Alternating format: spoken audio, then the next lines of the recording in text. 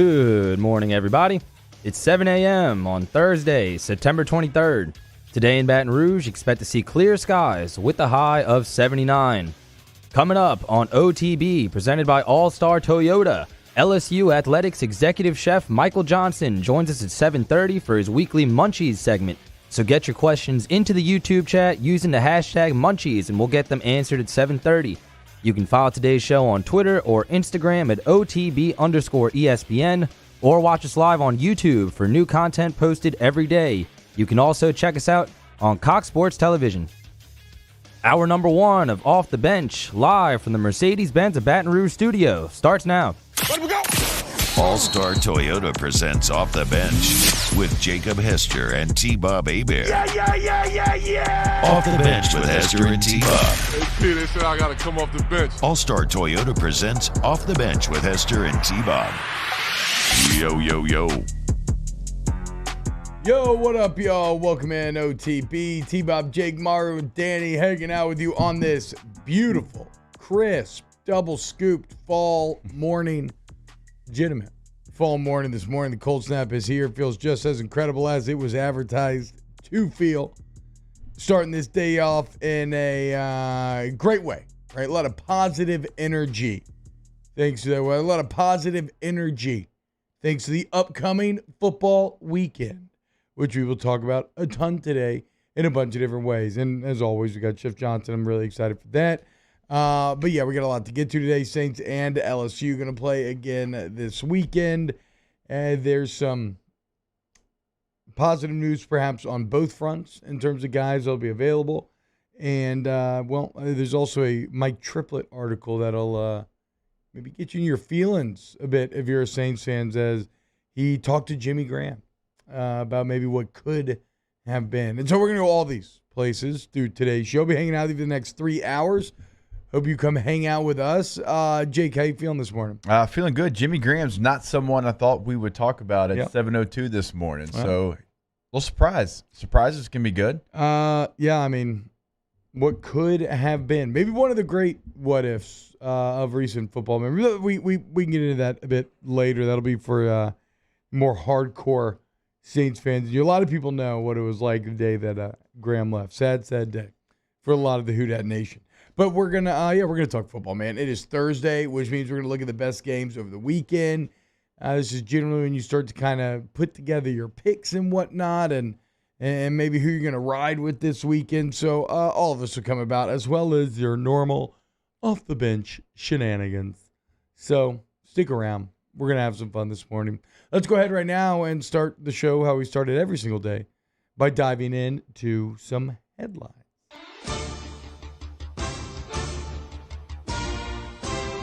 OTB headlines are brought to you by Barbecue Guys. Barbecue Guys, for those who are born to grill. Visit bbqguys.com to learn more. New Orleans Saints injury report. Some good news here. Marshawn Lattimore, Chauncey Gardner-Johnson, and Pete Werner were all limited Wednesday. So they did practice. They were not out. That's the main point there. Tano Passanio also returned, being a full participant. Eric McCoy remained out, and here's not great news, but nothing too big of a deal. But guard Calvin Throckmorton and Peyton Turner have both been added to the injury report, but they were limited. Okay, it's not like they were kept out of the practice. Sean Payton alluding to the fact that it sounds like they're going to get the majority of the staff back this week as well, though they haven't been able to practice yet. I guess they're waiting for their 10 days in the protocol to be up, but it's starting to feel like a mostly full New Orleans Saints team and staff is going to be brought to bear this Sunday. Yeah, I think getting the staff back is key here, and that's, I know, an obvious statement, but when we were breaking down the film yesterday, even in between breaks and Flynn was here, we're talking about some of the things that they just didn't do to some of the blitzes that Carolina was bringing against them, and you would think if they had someone maybe more experienced, like in the booth, saying, hey, here's what they're doing, here's what we need to do to adjust, maybe that game could have been a little bit different. So it is very important, because Sean Payton is obviously a head coach, but he's the offensive coordinator that stays on field level, and sometimes you can't see some of those things, make those adjustments. So it is important to get those eyes and ears back in the booth. Yeah, you mean you're missing your line coach. It was just the reasons for last week were many. Now, as we discussed after the film, a lot of that protection maybe with those double-A gap moves would fall on Winston. And we'll kind of talk about that a bit later, show the importance of this third game to Jameis Winston. In LSU football news, rumors are swirling that John Emery could be available this weekend. He's been practicing with the ones. Now, Coach O tried to frame that because saying they're a little light at running back right now. But Jacques Doucet yesterday tweeting, LSU John Emery update from his attorney, Don Jackson, who we talked to. All documentation has been submitted. It is my understanding that Mr. Emery's case is docketed for a review tomorrow. That's today, Thursday. We hope to have a decision either tomorrow, that's today, Thursday, or Friday. So it looks like we'll know potentially about Emery either later today or Friday. And yeah, it's probably a question that people are asking about, would he be ready to play if he was ruled eligible? So knowing that he's still been going through the process of practicing, I mean, that's a big step for him to be able to step in and play. He's going to play. If he is available, he will play immediately against Mississippi State. I don't know how much of a difference he'll make, but I am interested to see his form kind of given some of the hype around him. But, he'll be battling a lot of same things that all the other backs have battled, which is maybe not the clearest rushing holes. In LSU soccer news, the ladies travel to Oxford tonight, and it's time to beat Ole Miss in some football. That's right. The all-time series between the Tigers and the Rebels currently sits at 12 games apiece with 4 ties. So here we go. This is to take the all-time series lead. In 2021, they actually do have a common opponent. LSU beat UCF 2-0. UCF beat Ole Miss 3-0. Tigers will be going up against Ashley Orcus. O-R-K, spelled like orc, the Warhammer 40K variety. Going up against Ashley Orcus, 2020 SEC Keeper of the Year. For what it's worth, Molly Swift, LSU's keeper, she is dominating Orcus's numbers this season. And they'll be back in action at 11 a.m. Sunday here in Baton Rouge. You want to check them out when they return. Also, you can catch the game on SEC Network Plus tonight at 6 p.m. In Terran Clothing, Kristen Nuss news. Our favorite volleyball pair earned numerous AVP awards from volleyballmag.com. Kristen Nuss's trophy closet just continues to expand. And she was now named AVP Female Rookie of the Year and Female Defensive Player of the Year. Not bad for a rookie. Terry Clothes took on a ton of honorable mentions for Rookie of the Year, for Blocker, for Offensive Player, and for Breakthrough Player of the Year, while their coach, Drew Hamilton, was named Coach of the Year. Because, of course, it was. They won their first ever AVP Gold tournament and had 3 top 5 finishes. Continue to look forward to big things from these two.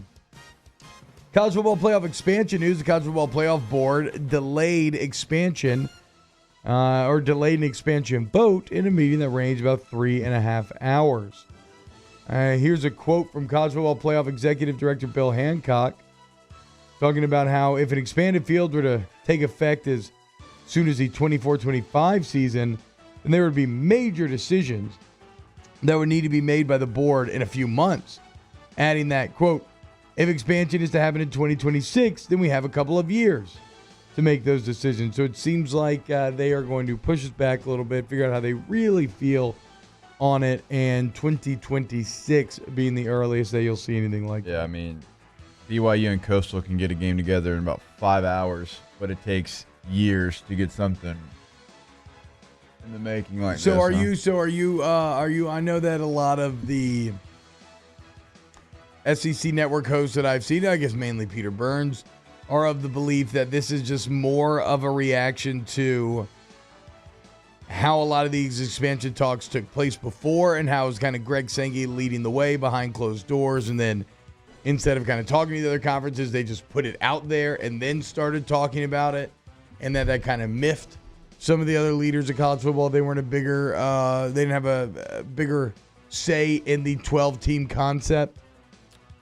Yeah, and it's funny. Like, do you believe that this is just a response that's delayed as a response to that, or do you take it legitimately that you got to figure this thing out? I mean, I'm sure there's multiple things, but it is funny that the conferences that really don't have a chance to get multiple teams in there, they fight to get one team in the current format, that they wouldn't be all for this. You would think like the Pac-12 and the ACC and certainly the Big 12 would be all over this. Hey, let's put as many teams. And then they started to think, oh, man, what if the SEC gets 4 teams? Okay, well, you still have a better shot of getting teams in there with 8 spots left, even if they did get 4 teams. than you have currently now with 4. Like That's right now, fair. like the Big 12, you better hope Oklahoma every single year, right? ACC, you better hope Clemson. By the way, ACC, you're not getting a team in the playoff. Your conference is horrible. Yeah. The Big Ten's going to get obviously maybe multiple bids because they have that kind of power. The SEC, Pac-12's not getting 2 teams in, right? No. So you would think that they would be all for this. I'm surprised they're not. Well, I think, I mean, look, I do kind of take it, and I'm not saying that I think they are miffed, but I also do think that there are a lot of big decisions to be made here. And actually, I'll go back to what the new Pac-12 commissioner said, Kalishnikov. I just want to call him Kalishnikov every time. Kliakov. Kliakov, there we go. Yeah. In that I like yours better, though. they need to open this up to a full bidding process for the TV rights, right? So, like, maybe in terms of maximizing money, it makes sense to wait, have your new model ready to go, and then once that ESPN contract's up, it's open season, right? And everybody bids. And maybe ESPN wins it again, but you force the house and mouse to maybe pay a little more instead of getting an inside track to the new 12-team playoff. And also even that, though, has SEC ties because a lot of the other conferences are salty about the SEC network and think that ESPN has a vested interest in it and has been way too involved in helping to recruit Texas and Oklahoma and others. So I think like any good kind of PR spin job, no matter what the motivation in your heart is when you lay down your head at night, there's legitimate, like, oh, well, look at these legitimate business reasons why we're doing this. So it's going to be probably a while before we see any college football playoff expansion. Though this is, this could change fast. And finally, for all you outdoorsmen, a little bit of red snapper news that I found kind of interesting. New season begins on Friday due to Ida. There hasn't been much fishing over the past few weeks, obviously. And that means that when the season opens back up this Friday, you can now catch 4 red snapper per day, up from 2, so the limit has doubled. This is a quote from Louisiana Wildlife Fishing Secretary Jack Montese. It says, quote, providing this opportunity will help bring business back to our marinas, docks, and the charter fishing industry, especially in the aftermath of Hurricane Ida. Opening this season now also allows anglers the ability to harvest amberjack and red snapper simultaneously, as the recreational greater amberjack season is scheduled to run through October. So, for you fishermen, go get out there, go get some delicious red snapper and have yourself a nice little football fish fry. Sounds delicious. I love red snapper. Is that you holding up the fish, T? Okay. Yeah, not far off. That's for damn sure. I don't think I've ever caught a red snapper that big, though, unfortunately. All right, when we get back, let's talk a little LSU. Whose return could have the biggest impact on this Saturday's game? Coming up next, here on Off the Bench. If you were born to grill, you have to go to Barbecue Guys for all your grilling and outdoor living needs. With the largest selection of top grills and outdoor products and best-in-class customer service, Barbecue Guys has it all. Visit bdqguys.com. That's bdqguys.com. Off the Bench with Hester and T-Bob. ESPN Baton Rouge, New Orleans, Alexandria, and 1130 The Tiger. Go to All-Star Toyota of BatonRouge.com, All-Star Toyota of BatonRouge.com, and join me and my murdered out Mini and the MVG. That's the minivan gang. That Sienna is incredible. I have the 2020. If you got the 2021, it's even better, which I guess that's generally how things work, but you can get a better deal on the 2020, right? If you're looking for that. Or if you're looking for a really good deal, check out Toyota Certified Used Vehicles, where you still get things like warranty coverage that you normally get on new vehicles. And you get that Toyota Care. So, look, the bottom line is, if your family needs a new whip, go in All-Star Toyota Baton Rouge. Let them be your guide. They will find the exact answers for your familial and financial situation. Now check out the rentals. We tell you about that as well. So if you're looking for something for only a couple of hours, a couple of days, a couple of weeks, whatever it might be, they certainly got you covered there as well. All-Star Toyota of BatonRouge.com. Right there on the homepage, you'll see it. All-Star Toyota of BatonRouge.com. We opened up the playbook and expanded our coverage. Listen daily in high definition on 98.1 HD2. We are 104.5 ESPN Baton Rouge. At All-Star Toyota, you get it all. If you're in the market for an all-new Toyota vehicle, come see our friendly and knowledgeable sales team at All-Star Toyota. Located in Baton Rouge at the corner of Airline and Goodwood, We've been serving our community since 2005 by offering a large selection of new Toyota cars, trucks, and SUVs. Get behind the wheel of your dream car and take a test drive at All Star Toyota today.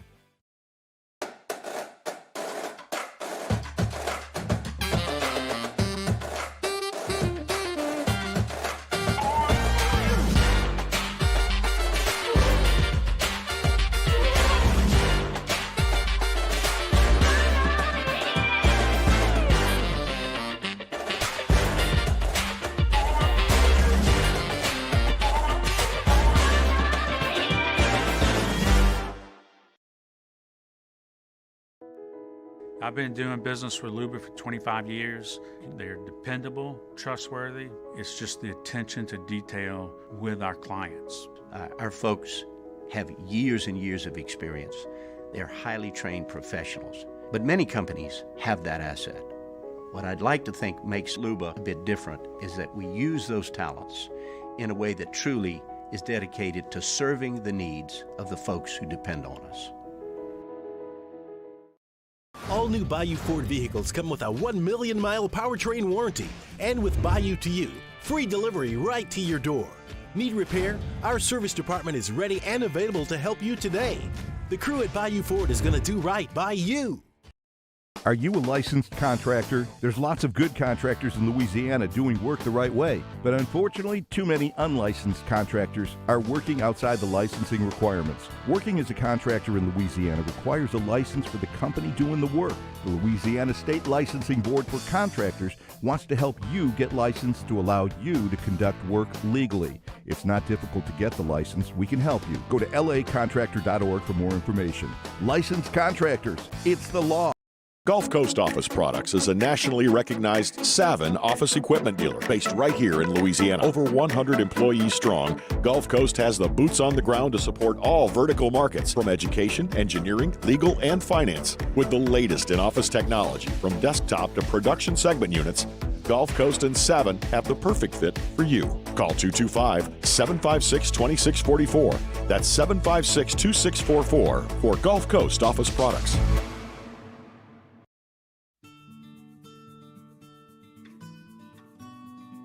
This is a house call. This is a follow-up appointment. It's week 4 of the prep football season, and we get started Friday at 6 with Louisiana Prep Preview. Catholic High and Warren Easton kick off at 7, immediately followed by a full 2 hours of the Louisiana Prep Scoreboard Show on YouTube, CST, and 104.5 ESPN Baton Rouge.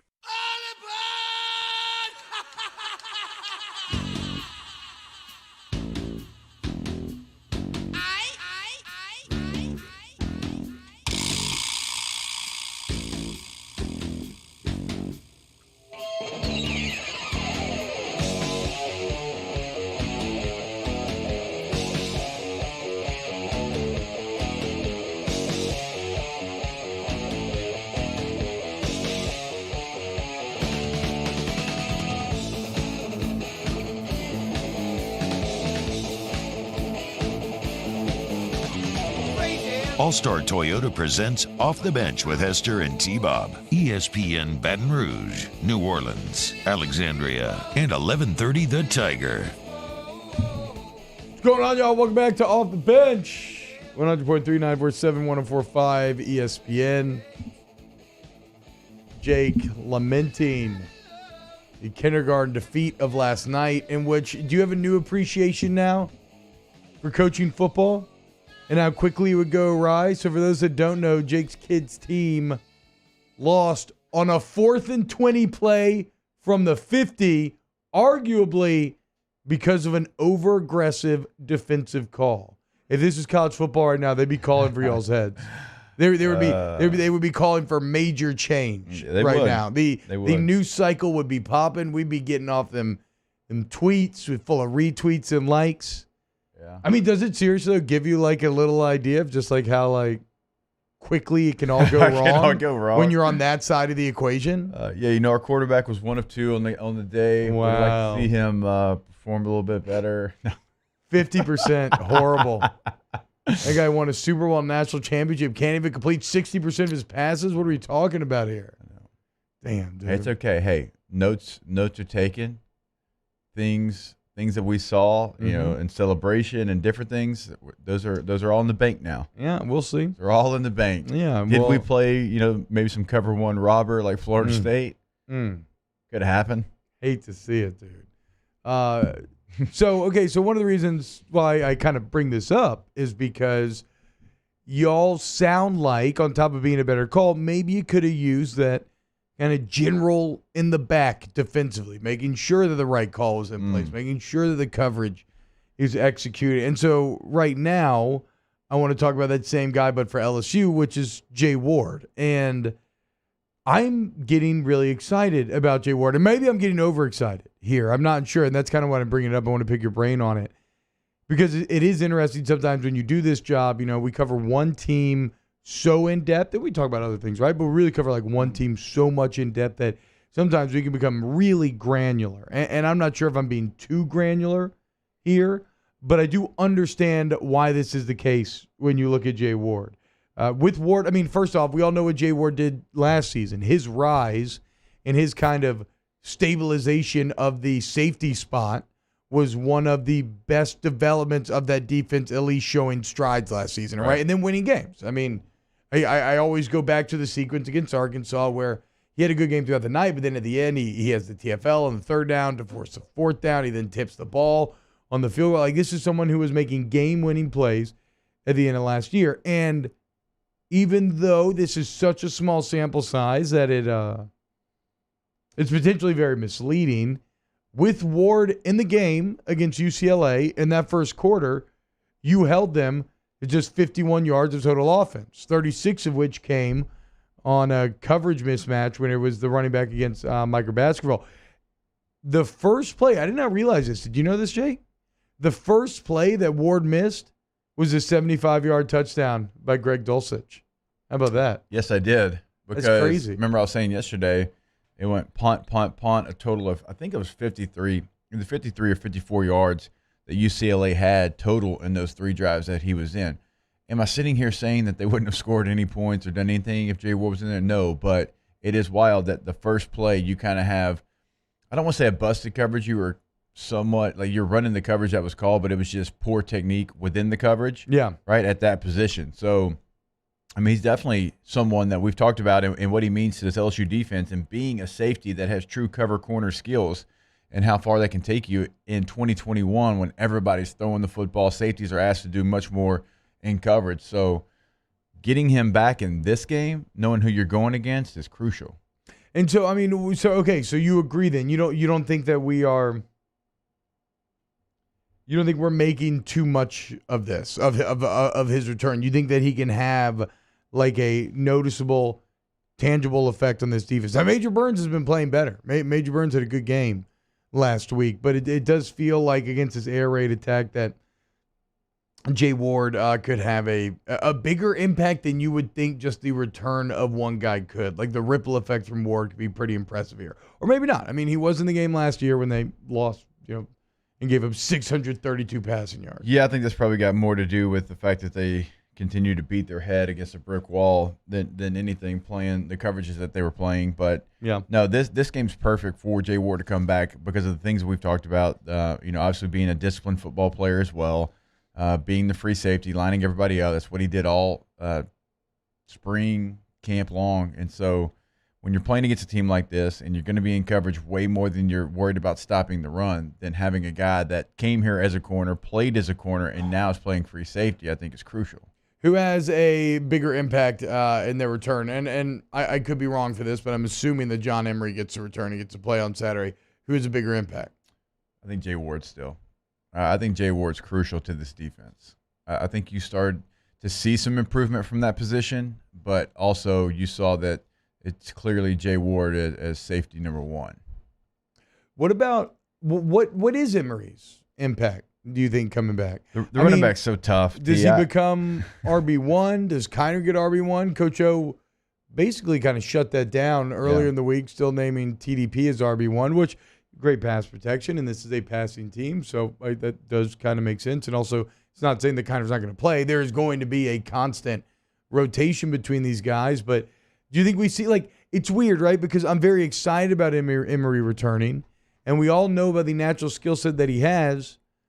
But just objectively speaking, on the field, outside of that Vanderbilt game, it really, and I guess Alabama, I think he had a couple good plays against last year. John had that, I think it was 70-yard something. Yeah, 70-yard stretch run for a touchdown. Outside of these little flash moments, these little burst moments, you just have not seen it on this level. So I guess what I'm saying is I feel a bit at odds with myself being excited about a guy that, well, quite frankly, maybe hasn't proven that you should be too excited about just yet. It's hard to get excited for any running back, and that's nothing to do with the running backs that we're talking about here. It's what they've been given and the lack of running lanes, like you mentioned last segment, that they've been given, and what kind of impact can you have? Can you dial up 5 plays where you get John Emery on the edge? That'd be great. That'd be ideal. That's where he thrives. So now you've got to be creative as an offensive staff to be able to find ways to run the football when you have not been able to do it against any of your opponents. Not just the better opponents, any of your opponents, you have not been able to create running lanes. So Emery definitely has a skill set where he can get on the edge and go. Now you've got to find a way to get him the ball in space on the edge, be creative with him, because he can definitely affect the game. But I just don't know right now, T, if any running back's going to line up next to the quarterback, run an inside zone, and be effective in it. Yeah. I just don't think that's not in the cards right now. I want to see a running back start to be effective in the passing game, quite frankly. I mean, even Kiner, have we seen Kiner catch a ball this year? Have we seen anybody really catch a ball this year? TDP's had a couple. Yeah. TDP's definitely had a couple. The fact that, but to your point, the fact that we're sitting here trying to figure out is a running back caught a ball, and it's not many. Yeah. To what we've known this offense to become, and how many different backs have had over the last 2 seasons, that's got to be something where you integrate that. Hey, even if it's okay, so you can't run the football. We know that. Yeah, James Fortenberry says we can't run. We ain't winning many games. You're not going to be able to run. I don't think you're ever going to be able to run. And I don't know that I agree that you can't win many games. I think you can have success without running the ball a ton. Or I guess, I mean, it's going to be a limiting factor when it comes to winning championships and everything. But you could beat a lot of teams. But yeah, I don't think you're going to be able to run the ball, even with them back. So what do you do? Well, run a swing, give it to him in space. His first action ever in an LSU uniform, I think it was against Georgia Southern, right? When he was a freshman, he catches a swing, stretches it out, puts his foot in the ground, makes a guy miss, and there he goes down the sideline. Oh, I forgot that. Right? So, he has that ability, but you've got to put these players in spaces to be able to thrive with what their skill set is. And I don't know how that back rotation is going to go, but it can't be, hey, we're going to stick with this guy, and he gets 1 yard, 2 yard, -1, -2, 2 yard. No, I'm out on that. Yeah. If you get 3 of those in a row, hey, come stand by me. We're going to try something else. You got to start to roll some of that young talent in there as well if it's not working. Yeah, Emil McClellan asks, is your run blocking so poor? Does it really matter who RB1 is? Well, it does to a point, right? I mean, Corey Kiner had more success, still getting met in the backfield with the same challenges that the other guys were, but he was more productive. Now, some of those are still outlier plays. I don't expect you to get 20 yards or score a touchdown when you're getting tackled in the backfield, but it does make a difference. Maybe not the biggest difference, but even going from 1.5 yards a carry to 3.5, maybe pushing 4, even that becomes a situation where, okay, well, now you're looking at 3rd and 3 instead of 3rd and 6 or 3rd and 7. And that's much more manageable, much easier to convert, much more of the playbook open to you. And 3rd down, as we talked about earlier this week, is going to be critical over this weekend. So running back 1 matters to a point. And the funny thing is, though, as what we're talking about Emery, and again, I'm just assuming he'll be back. Take this with a grain of salt. We'll see. I would be surprised, though, if he was not. But as much as we're talking about Emery, I'm not even sure that he was a starter coming out of camp. But it is a nice another depth body to have out there. I'm far more excited to see Dellinger at left tackle, if that's indeed what they go to. That is the biggest single question mark on this team. Not even on just the offense, really on the entire team, is who is going to fill that left tackle void, and to what extent can they fill it? And see, you can answer this better than I can, but someone was asking me, and I forget what show it was, about how different is playing left tackle or than guard or any other position across, and it's just there's a technique to playing it. Like, you're in space when you're out there at tackle compared to when you're guard, because LSU's been cross-training so many guys. They've been having guards play tackle, centers play tackle, and they were saying, if you're talented, does it really matter? I'm like, absolutely, to me it does, because your pass sets and your technique when you're out there on that island, they have to be perfect almost. Like, you have to know what you're doing. You have to kick back, keep your shoulders square, use your hands, don't shoot them low, shoot them in the chest plate, and it has to look natural to you. So, even that small little detail of Dellinger being a natural tackle and not being someone who's a guard who's kicking out or a center who's kicking out, like, I can tell a difference on film in his pass sets than I can when somebody else is out there that's trying to figure out how to learn and play that position. Yeah, and so that's definitely somewhere that if you're watching at home this weekend, you want to really focus in on is that left tackle position, because it'll be a major indicator of where LSU could potentially go for the rest of the season. All right, when we get back, get your Munchies questions in the chat. If you are watching on YouTube, hit the like button. You already know it really helps and all that. We'll talk to Executive Chef Michael Johnson next here on OTB. Off the Bench with Hester and T-Bob. Go to GEAUXroof.com. GEAUXroof.com. What does that spell? Go Roof. When do you spell it? Now. I don't know if that works, but Go Roof does when they work on your roofs. And they give you a free professional estimate. So if you want to get your roof checked out, okay, where do I stand? Storms passing over, whatnot. Want to be ready for fall and winter time? Call 927-8300. That's 927-8300, or go to GoRoof.com. And you can get a free professional estimate. Then you make a fully informed decision about what to do next. Work with you to find monthly payment options. If insurance doesn't cover, maybe you don't want to go through insurance, whatever. The point is, they just want to make sure that your roofing needs are taken care of, and they want to work with you to make it as seamless and easy as possible. And then they stand by that work. Of course, everybody's licensed, bonded, and insured. Come on. Of course. But how about a 2-year workmanship guarantee on top of the manufacturer warranty? You get a beautiful new roof every shingle time with Go Roof. In times of need, get a full list of phone numbers, websites, and other important emergency information on the Demco Stormwatch page at 1045ESPN.com. During these challenging times, we know your healthcare needs don't stop. Cancer, accidents, injuries, and heart disease are relentless. So we are relentlessly innovating to keep you safe, both virtually and in person, connecting you with providers remotely, advancing clinical spaces, providing rapid and accurate testing, social distancing, and certified cleaning protocols. We are Auctioner, and we will not slow down. Auctioner Health, innovating healthcare. There it is, the extra mile, on the border of expected and extraordinary, for those willing to go further, like vans customized for work or play, with safety and tech to keep you connected. Supported by a 5-star sales, service, and finance team, and backed by the 1-star you know. So go the extra mile. It's never crowded, because so few have what it takes to go there. Mercedes-Benz Vans.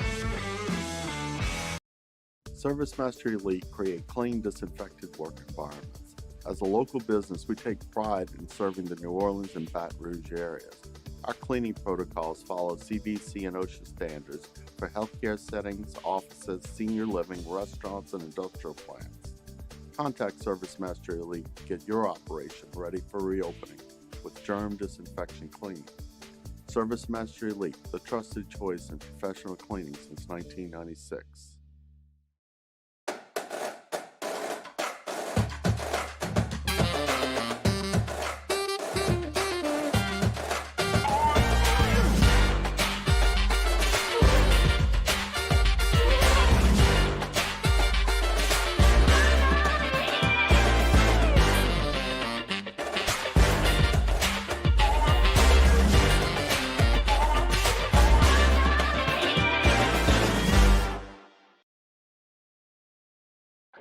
Oh, hey, what's up? It's Big D and Bubba, 100.7 The Tiger Morning Show. We'd love for you to join us every weekday, 4 a.m. till 9 a.m. Yeah, everything you want in a show. Country music.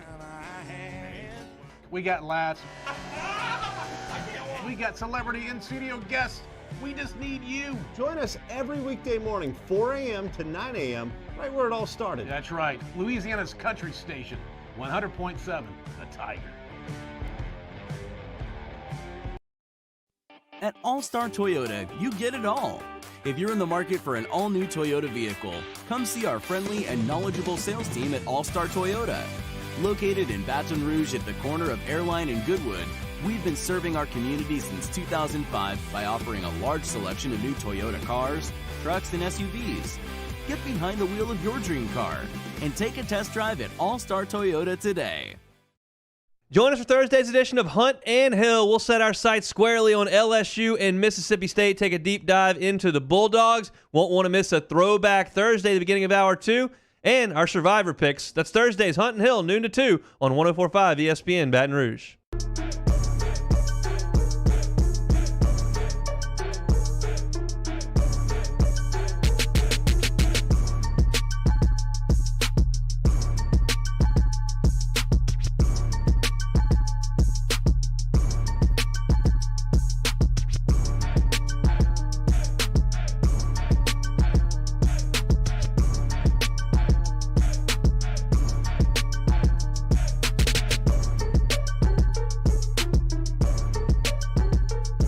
All-Star Toyota presents Off the Bench with Hester and T-Bob. ESPN Baton Rouge, New Orleans, Alexandria, and 1130 The Tiger. What up, y'all? Welcome back, OTB. Right now, it is Thursday at 7:30. We do it every Thursday around this time. We talk to our guy, Chef Michael Johnson, executive chef for LSU. The man, he can literally answer any food question that you have. Chef Johnson, what's going on, bro? Morning, guys. How are you? We're doing well. So we had a story in headlines that I think kind of applies to you a bit, Chef, potentially. I know you're a fisherman. Yep. The news is that red snapper season is opening back up on Friday, and now, instead of 2, the limit's being bumped up to 4. So through October, yeah, you got a little red snapper, a little amberjack fishing going down. What are you making? A little red snapper and amberjack. What's the go-to fish entree? If it's between red snapper and amberjack, I'm going red snapper all day long. I think my favorite is just kind of simple with salt and pepper and a little lemon juice. I do like it like a cape. They have it's called a Grenoble sauce. It's a French sauce where you take butter and you brown it, and then you throw some capers in it, and you let the capers cook in the butter just long enough that they'll pop open, and then you squeeze a little lemon juice on top of it, and it kind of simmers and makes it frothy, and that sauce is fantastic on top of snapper, man. Wow, that sounds incredible. Hashtag Munchies. What's the secret of preventing noodles from sticking together? I'm sorry, say it again. What's the secret to preventing noodles from sticking together? So, most of the time, like, you either keep them wet with water, and it depends on if you're going to cook them immediately. Like if you're cooking them and then putting them directly in the sauce, or if you're going to cook them and hold them, just drizzling some olive oil or some butter on them before they begin to stick. While they're nice and warm, and they'll absorb some of that oil into the noodle. Now, one of the problems with that is that as it absorbs the oil in, it will also repel the sauce. So, I prefer not to do that. I prefer just to take them straight into the sauce and let them cook in the sauce, and they'll absorb the sauce. Hashtag Munchies. I have 2 fresh rabbits to cook Saturday. Recommendations? I love rabbit. Yeah. Slow and low, of course. And this is one of those things. Like I don't know much about their rabbits, but if they're wild rabbits, if they were hunted and killed, I always soak them in some ice and milk. And it kind of pulls the game out of them. And if they're farm raised rabbits, I don't think that there's any concern about it. To be honest with you, and I like carrots and olives, and like a slow roast with a little liquid bath and a braise. You sear it and brown it and put it in the liquid bath, and then cook it slow and low, about 250, 275. Tomatoes, olives, carrots, celery, all that good stuff. Damn. Hey, Rory Loop asks, hashtag Munchies, can you use half and half instead of heavy whipping cream for a creamy sauce for pasta or fish? Yeah, absolutely. Yeah, for sure. Hashtag Munchies. It's it's National Great American Pot Pie Day. Does the chef make homemade pot pies? And if so, what's his favorite kind? Yes. my grandma and I used to make turkey pot pies together, and I think that's where my heart is the chicken or turkey. But we always made turkey pot pie after Thanksgiving. It's definitely one of my favorite things on earth. Just, the whole idea of cooking with grandma in the kitchen and watching her make the dough, and just the slow, methodical process and the attention to detail that she put into it. It's something pretty special. Hashtag Munchies, since it's gumbo season now. Best gumbo recipe. You ask 100 Louisianans about their gumbo, and each one of them is going to be the best, right? So, I was raised to make a chicken and sausage gumbo thin with filet, and make a seafood gumbo thick with a dark roux. And I like my roux dark. I like it, peanut butter nutty and heavy dark, and not, I'm not a big kitchen bouquet fan. Yeah, I agree. And if I'm making a roux, I'll take my time, and I like to bake my roux slow in an oven, in cast iron, and do it the old-fashioned way versus. Well, I'm sorry, Chef. If you bake it in the oven, you don't have to stir. How's that work? So you put the oil and the flour in together. You can actually do it without the oil if you know what you're doing, but you put it on like 250 and just do it nice and slow, and it browns the flour really nice and slow and easy.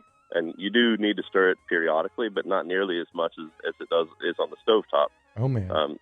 The stovetop has a singular source of heat coming from below that you are constantly trying to get the flour to that heat source, right?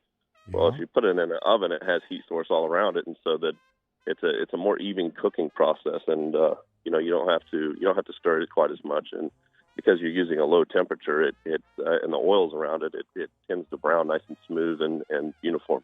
So if you're using like a Le Creuset, like Dutch oven or something, are you putting the top on that, or are you just open top? Okay, 250 open top. Okay, perfect. And let's say, like, hypothetically, I was also going to make a stock this weekend. I know once you said on this show that you would never make a stock for less than like 24 hours or less than overnight. Maybe it was. What's the key to making a delicious chicken stock? So you said it right there. It depends on what kind of a stock it is. So if it's a bone stock where you're using chicken bones or beef bones or something like that, it needs to simmer for a long amount of time to get everything out of the bone, right? If you're making like a shrimp stock or a veggie stock, that's what you call a quick stock, and you can make that within an hour. You just simmer it real quick, and there's not a whole lot of flavor that's coming out of that stuff beyond an hour. Chicken stock one, I like to roast my bones in the oven, maybe brush a little bit of tomato paste on them, and then roast that in the oven for a little while and brown them. And there's two different types of chicken stocks. You have a white one and a brown one. And the white one, you don't toast the bones. You just put everything in and let it simmer. The brown one, which is more flavorful to me, you roast the bones in the oven and then put them into the stock, and it pulls that roasted flavor out into the stock as well. All right, Chef. Hashtag Munchies. Yeah, by the way, you've given me some new techniques for this weekend. Hashtag Munchies. If you don't want to make homemade dumplings, is there a viable substitute for it? Like Asian dumplings, I'm assuming, or are we talking about like chicken? Probably, and dumplings? I would assume chicken and dumplings. Yeah, there's some people will use like a quick made biscuit dough. Yep. And drop that into it, and the outside of the dough will harden up, not harden up, but it will coagulate faster. So I've seen some people use that like a quick dough batter. That's what my mother-in-law does. Yeah, exactly. Little bread dough balls and you can get that in the freezer section without having to make them yourself. Yeah. Talking to Chef Michael Johnson here, answering all your Munchies questions. Hashtag Munchies. Tricks to take New York strip to the next level. Man, one is I like the bone in on a strip, and I don't know if you want to call that a New York or not. I spent a lot of time in Kansas City, and so we have Kansas City strips in Kansas City, and that means that there's a huge fat back on it, and that's a Midwestern thing to leave all that fat on there. So I don't know if that's a trick or not. I like beef fat. I like the flavor of it, but to me, one is it starts with the high end beef. I'm always going to use since I know now, and I don't move backwards very often. Grass fed is important to me because it hasn't had any antibiotics or any hormones in it, so it's clean and it's easier on your body. But kosher salt and I like 16 mesh cracked black pepper. It's kind of a thicker. It's somewhere between butcher grind and fine mesh, right? So it's like a medium grind, and when it hits the meat and you let it rest for a little while on there, the natural liquids from the meat moisten the pepper and allow it to absorb in a little bit. So, if you're seasoning your meat, let it rest for a little while before you put it on the grill. What about this one? Hashtag Munchies. Why were my pancakes flat this morning?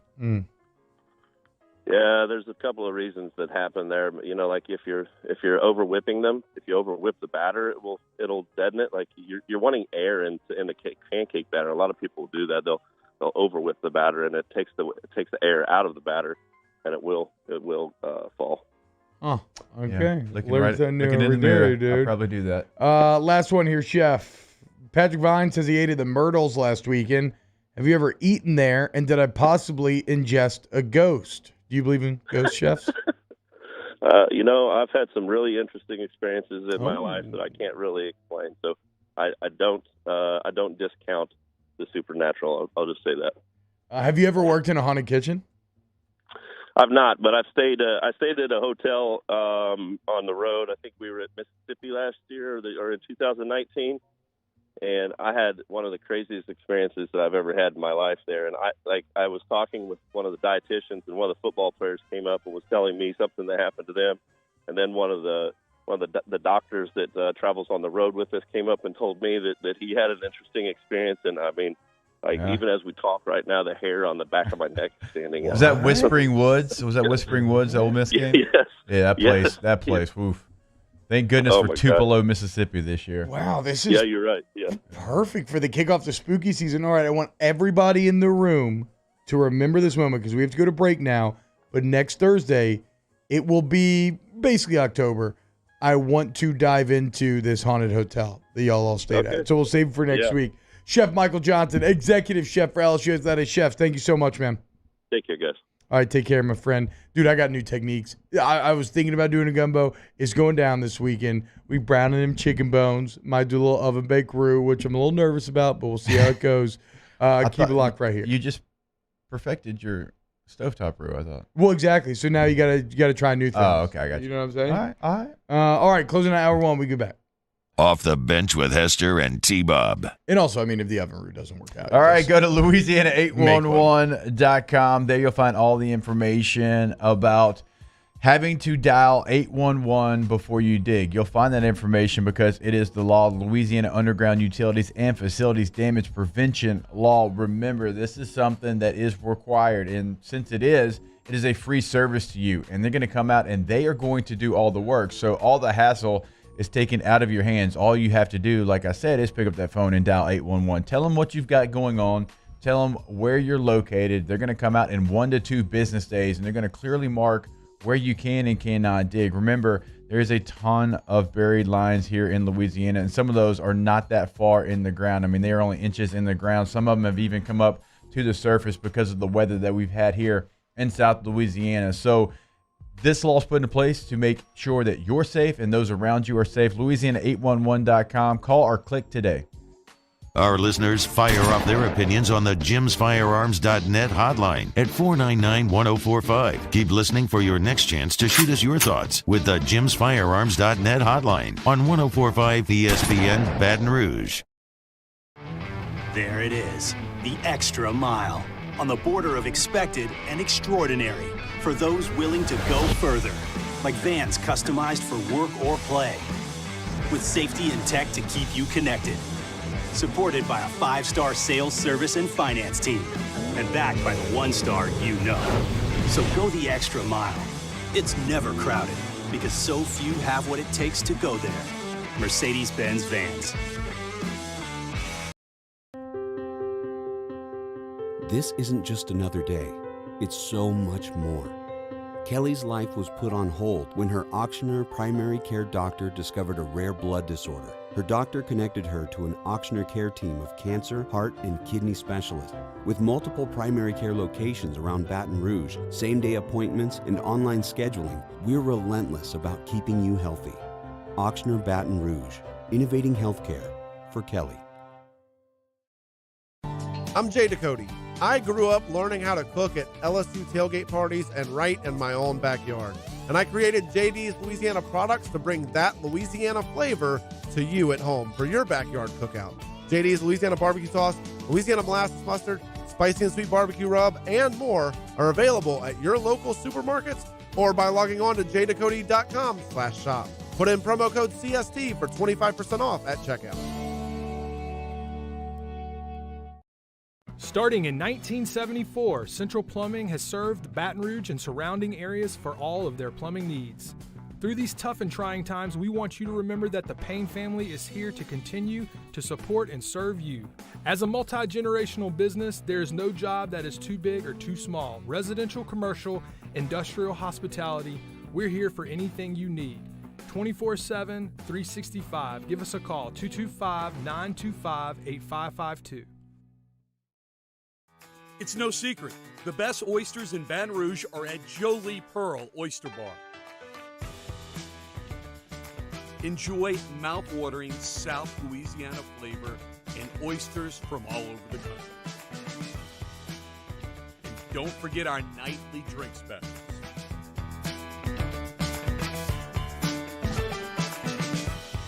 Jolie Pearl Oyster Bar, located in downtown Baton Rouge. Eli's always been into grilling. It took us a while to see it, but the signs were there. What are you doing, Eli? I knew grilling was my thing. I have been talking about it throughout my career. Happy with the results? I am. Got the new grill from barbecueguys.com. It performed great. My advice, as I always told my boys, do more of what you were born to do. Barbecue Guys. Join us for a Thursday edition of Early Line as we let the dogs out and make some underdog picks for Week 3 in the NFL and Week 4 in college football. Plus, Tyler Moody joins the show with some MLB picks. Early Line, 2 p.m., 104.5 ESPN Baton Rouge.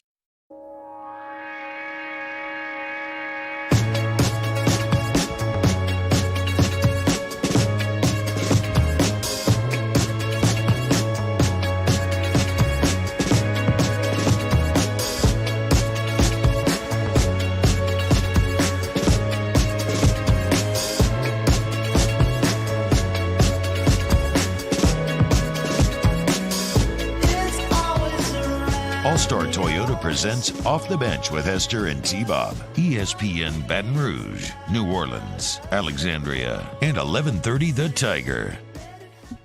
Hey, what up, y'all? Welcome back. How do y'all feel about cheese? Cheese dip. I love Cheeseburger Eddie. Who?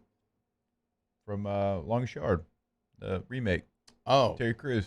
I don't think I know the Longest Yard remake well enough for casual pop culture references. I don't really care if you know it. No, I was just saying why I couldn't follow you down that road. Yeah. I'm saying, is Longest Yard is the Longest Yard remake? Oh, I don't know. Do y'all think it's a successful enough movie where, let's say you're asking like 10 people listen to the show, so we'll say football fans. Out of 10 people, how many are going to know who Cheeseburger Eddie is? The original is much better to me. Yeah. So back in my hometown, they had this great independent movie theater, and they show like independent movies basically only. Sometimes they'll show, something that maybe Forrest Gump or whatever. Yeah. And it's great. It's the Robinson Theater downtown Shreveport, and it's only got a couple of screens, but they were doing a cool deal. Like they were taking 4 sports guys from Shreveport. Like Todd Walker was one of them, so he was showing a baseball movie, and they're like, "Hey, would you want to show a football movie?" I'm like, "Absolutely." Get to rent the theater out, like invite whoever you want, and try to raise some money for the Robinson. What movie would you show? And I picked The Longest Yard because it was between Varsity Blues and The Longest Yard. I'm like, I'll go Longest Yard. I mean, my dad's gonna be here. He loves Burt Reynolds. Let's go ahead and do it. Yeah, loved that movie.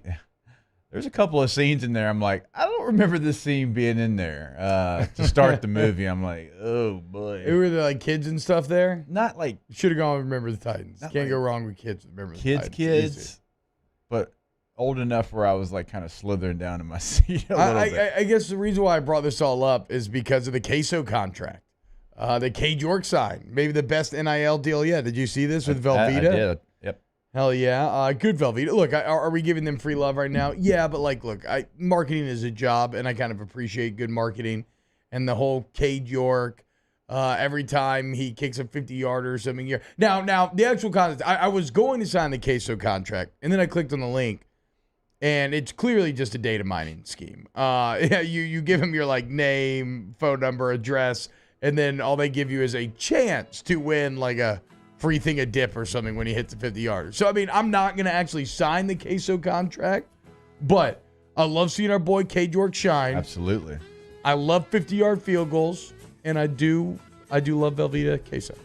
Yeah, like some little Velveeta dip for a game day. Oh my God, man. dude! What do you Does put it get in any there? better? What do you put in there? We got 10 seconds. Like anything. Oh, what protein? I put in? What protein? Beef.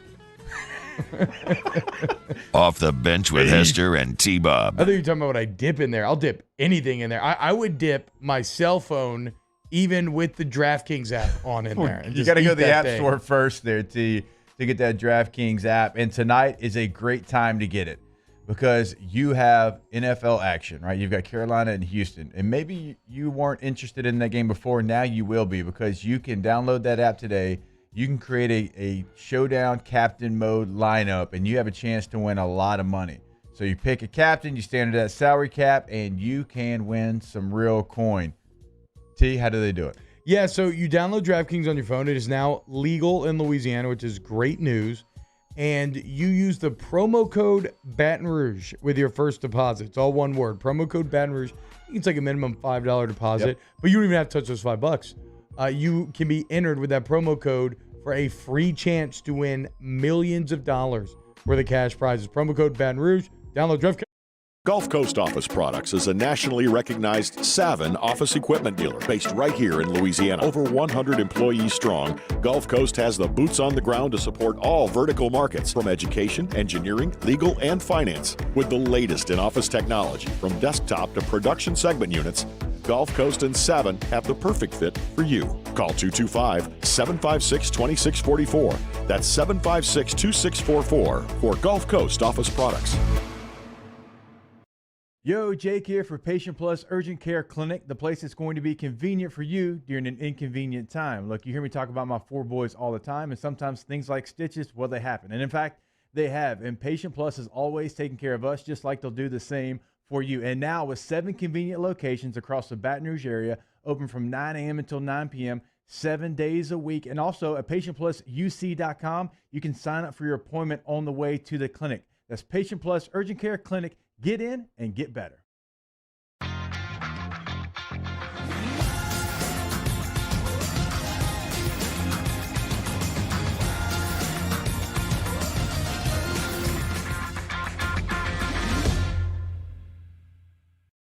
All new Bayou Ford vehicles come with a 1 million mile powertrain warranty.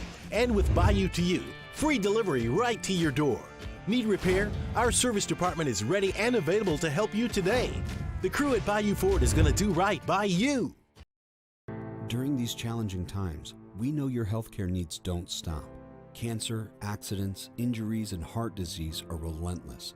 So we are relentlessly innovating to keep you safe, both virtually and in person, connecting you with providers remotely, advancing clinical spaces, providing rapid and accurate testing, social distancing, and certified cleaning protocols. We are Auctioner, and we will not slow down. Auctioner Health, innovating healthcare. If you're in an accident, a car accident, a slip and fall where you're injured, you need to call an attorney. The defendant insurance company, it's their goal to close the case as quickly as possible and pay out the least amount of money as possible. That's why it's important to call an attorney and call the law office of O.C. Brown. At the law office of O.C. Brown, we're a family-owned firm. We want to be your law firm for a lifetime. At All-Star Toyota, you get it all. If you're in the market for an all-new Toyota vehicle, come see our friendly and knowledgeable sales team at All-Star Toyota. Located in Baton Rouge at the corner of Airline and Goodwood, we've been serving our community since 2005 by offering a large selection of new Toyota cars, trucks, and SUVs. Get behind the wheel of your dream car and take a test drive at All-Star Toyota today.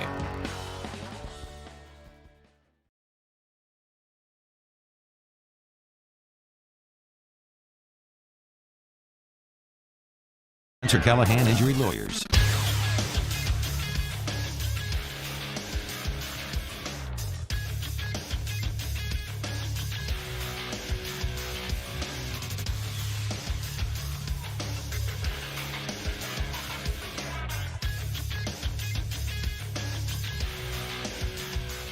Good morning, everybody. It's 8 a.m. on Thursday, September 23rd. Today in Baton Rouge, expect to see clear skies with a high of 79. Coming up on OTB, we have a new edition of Deal or No Big Deal coming up at 8:30, and we continue to preview the football weekend. You can follow today's show on Twitter or Instagram at OTB_ESPN, or watch us live on YouTube for new content posted every day. You can also check us out on CST. And if you missed hour one of the show, you can catch that shortly up at the on-demand section at 1045ESPN.com. Hour number 2 of Off the Bench, live from the Mercedes-Benz of Baton Rouge studio, starts now. All-Star Toyota presents Off the Bench with Jacob Hester and T-Bob Hebert. Yeah. Off the Bench with Hester and T-Bob. Hey, they said I got to come off the bench. All-Star Toyota presents Off the Bench with Hester and T-Bob. Yo. Yo, what's happening, y'all? Welcome in hour number 2 of Off the Bench. Gonna talk a lot of Saints this hour, a lot of LSU this hour. We got big deal or no big deal this hour. I hope you're having a wonderful morning today. There's a lot of highfalutin opinions going on in the chat right now. What, Bo? A lot of people, nose in the air, up there in those now nice and cool clouds, talking about how they're grossed out by Velveeta cheese, and you don't even have to refrigerate it. What's the oh, it's so gross. The color freaks me out. Look, I don't like the color. It's yellow. if Or is you it orange? can't Doesn't matter. enjoy like some good Velveeta dip with Yeah. some ground beef in it, And watching tomatoes, football, some diced tomatoes. some Rotel, Yeah. a Rotel in there. That's on you.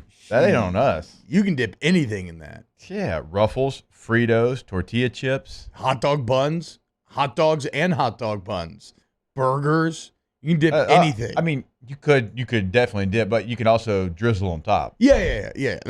Or you can be aggressive. That's what I mean. But you can be aggressive. I'm not dip. I'm not biting. I'm not dipping the hot dog, biting it, and then dipping the But same you hot could. dog back in. You definitely could, but no, you just pour that thing on whatever you want. We got a lot of people that definitely grew up eating this, and now they got their nose up because they got a little coin in their pocket, maybe. Yeah, and well, the other thing about this too is, show me the man that's going to stand in front of that dip and not dip. Like, show me that man or woman who has that kind of self-control. Because I know if you put that cheese dip in front of me, that's a wrap. It's done. I'm locked up for the rest of the day. I won't stop eating till it coagulates and you just can't get any more without breaking a chip on it. So yeah, I'm a huge fan. Put boudin in the dip. Absolutely. Abso-freaking-lutely. That sounds amazing. Again, I don't know that you can dip anything in cheese dip and have it not come out better on the other side. It's a bit like frying in that way, right? It's just these are we hold these truths to be self-evident. Everything is better with a little queso. I think that the founding fathers actually said that. They, without question, said that. And that's not to say there's not, maybe better queso dips out there. I'm sure there is, but that's not going to stop me from eating Velveeta either. Joe B says Velveeta equals Nickelback. Whoa. It's kind of, I don't know. It's kind of like, I guess it's not wholly inappropriate because guess what? Sometimes Nickelback songs, when they come on, you're like, okay, this is a little nostalgic. It's a big hit back in the day. And it's not going to like grow. I guess for some people, Nickelback would. Matchbox to the point of 20 not or wanting to hate it. Nickelback? For me, I'm not asking Mario. It's Nickelback. Matchbox 20. I prefer Rob Thomas. I think I'm with you. Love me some Matchbox 20. I prefer Rob Thomas over Matchbox 20. Rob Thomas and Santana, still an absolute banger. Hey, and that's a hot one. All right. Danny, do you know what we're talking about? That's the same as him. Do you know who Matchbox 20 is? No, I don't. Well, okay, I was gonna come back with Nickelback. Now we're definitely coming back with Matchbox 20. We're gonna come back with both eventually. I think I would actually take Nickelback over that. Confirmed. T-Bob loves Nickelback. I mean, I don't love them, but I do think it's kind of an interesting. But whatever. We had this conversation in the LSU football podcast. Great job. Which we're recording another episode today. You should check it out as well. As they were trying to get me to like not Paramore. Is it Paramore? Yeah. And I just got nothing for Paramore, dude. Nothing at all. All right. Coming up this hour, like I said, would you dip a pickle in Velveeta? Absolutely. Again, I would dip anything in Velveeta. Hey, real quick, before we get to the LSU and Saints stuff, I did want to ask you this morning how you felt about Arkansas and Texas A&M in this game, because it's a game I talked a lot about yesterday, and it was a 5.5-point spread for Texas A&M. It's a neutral site game. It's in AT&T Stadium. This is a game that Texas A&M has always struggled with, regardless of how bad Arkansas has been in the last couple of years. Texas A&M can't do the things that they want to do. They can't run the football effectively. Now their backs are still yards per carry okay, but they haven't had the game-changing runs because they've got 4 new offensive linemen. And that front seven of Arkansas is pretty good. Like, those 3 linebackers are really, really good as far as they play within themselves, they play within the scheme, and they're great tacklers, okay? So if I'm Arkansas, I'm playing, Catalan, my safety, he's going to be matched up on Weidemeyer, the tight end from A&M, and everybody else is going to be pretty close to the line of scrimmage. And so if Arkansas goes and wins this game, I think the narrative in College Station is going to be absolutely panic. It should be. Their offensive line has looked like garbage, and they don't have a quarterback. So it's, for as much as this year was potentially going to be this big step forward, those are almost impossible to overcome limiting factors. Also, Jake, this little preview. So I got around to my, my Vanini article from The Athletic I love so much, 19 most interesting numbers from college football. I got around late this week, which is on me, but there is a transitive result here that does not speak well for A&M. Love it. Colorado had 63 total yards in a 30-0 loss to Minnesota. 63 total yards against Minnesota. That included 82 passing yards minus 19 rushing yards due to sacks and whatnot. T-Bob. But the point of this is 63 yards. It's unbelievable, right? But so the overall point of this is mentally, I am now going to stop. A&M's defense still very good. I'm not saying that, but I am not going to give them as much credit on the ledger as I was mentally for that Colorado performance, because obviously Colorado's offense is just hot, burning garbage. Colorado's offense is the complete inverse of a delicious cheese dip. They're horrible. They're more like some sort of olive dip. Absolutely disgusting.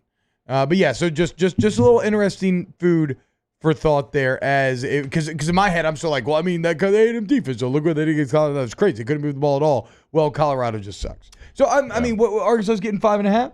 Yeah. I'd roll with Arkansas there. I don't know. So every week I've been choosing one underdog. I bet the points and then bet the money line on them, a little W pleasure.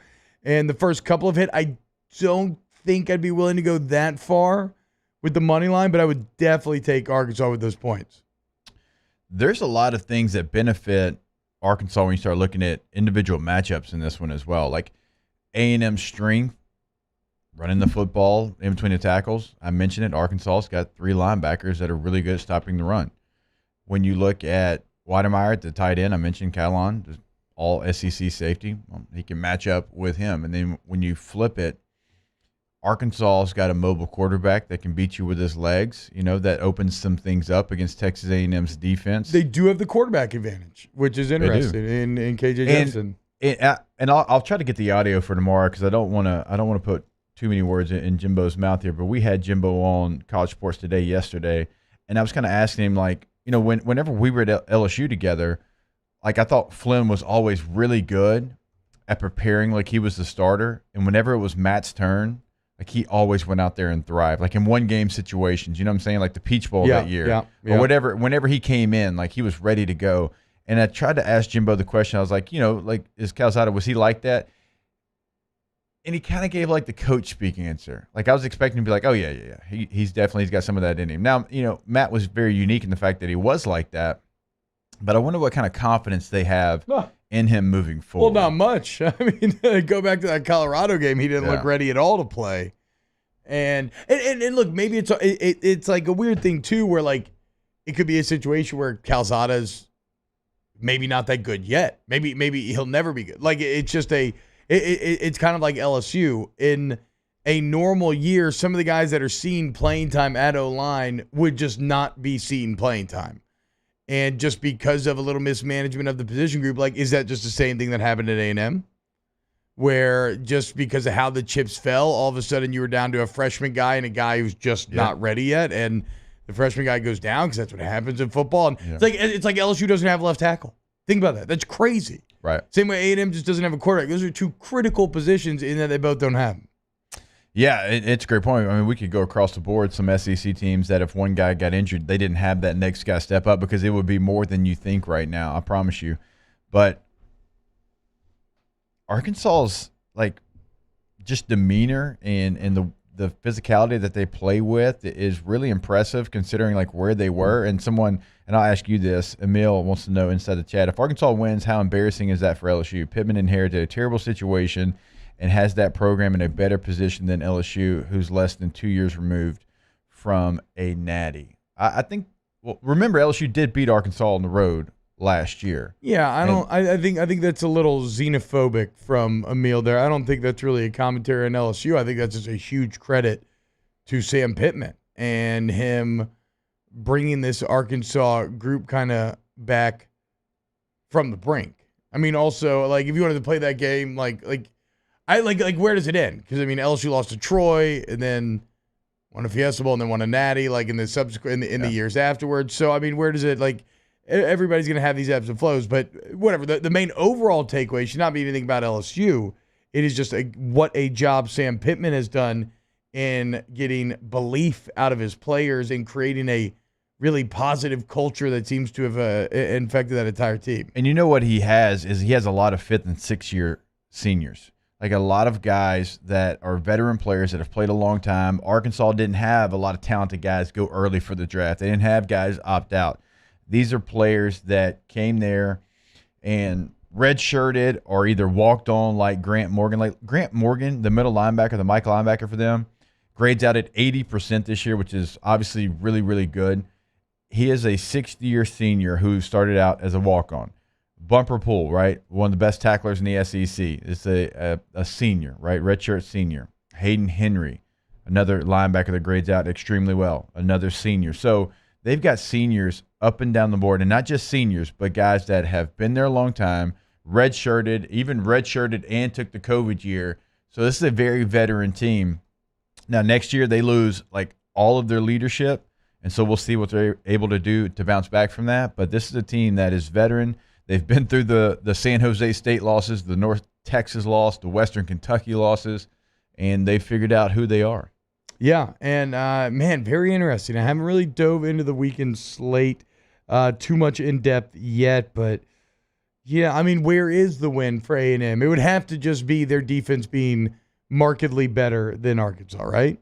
Their defense has to win them this game. Yeah. I don't think their offense is going to have a ton of success. The receivers right now are struggling to get off press coverage.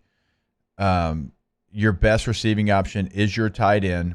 You don't love that when Arkansas can kind of match up with that. You're running the ball, but you're not running it enough to be able to set up the play-action pass, which we've talked about 1,000 times Jimbo wants to do to be able to create that big play. So Calzada's got to have the game of his life. I think KJ Jefferson would have to be careless with the ball, turn it over a couple times for Texas A&M to really go out there and put on a show and beat Arkansas. I know Arkansas is the almost touchdown underdog here, but I still like the Hogs in this one just based off the matchups. Yeah. It's like A&M getting by with a lot of brand. And look, yes, the usage of xenophobic was a big stretch there. When I think of that word, I think of someone who's like kind of obsessed with their own country to that it makes them blind to everything else, which is also probably not really technically the correct definition. But that's what I was saying, right, is that it may be egocentric or something was a better usage there. The point is I was saying sometimes we think because we talk about LSU so much and we look at everything through an LSU perspective that it can warp how we view other teams and their perspective. So, yeah, bad usage. Oh, that's on me. Yeah. I'm a redneck. I don't even know what you're talking about. I'm like, okay. All right, when we get back, I have a Sean Payton stat of the day that is going to have a big bearing on this Sunday's game in Foxborough. Keep it locked right here on OTB. Off the Bench with Hester and T-Bob. ESPN Baton Rouge, New Orleans, Alexandria, and 1130 The Tiger. Yeah, that Arkansas team has entirely too many foreigners on it. No, yeah, that's xenophobic for real. Go to AdvantaClean, AdvantaClean.com. Any fire damage, water damage, mold damage that you have, you want to go to AdvantaClean. Not only will they fix the problem, but they document it, and they deal with the insurance company for you. That's why I always say it's one call to solve it all. 369-5228. 369-5228 is the number. AdvantaClean.com. Any post-storm damage, anything like that you need to get taken care of, AdvantaClean is always there for you. 369-5228. Yeah, peace of mind is just a phone call away with the number T gave you there. Remember, we've got, hurricanes still brewing in the Gulf, right? So if you have a situation, if it starts to rain, the weather starts to get bad, and you notice a leak, or after a storm, you need help, AdvantaClean is the one call to solve it all. You can check out all the information and all the list of services at their website, AdvantaClean.com.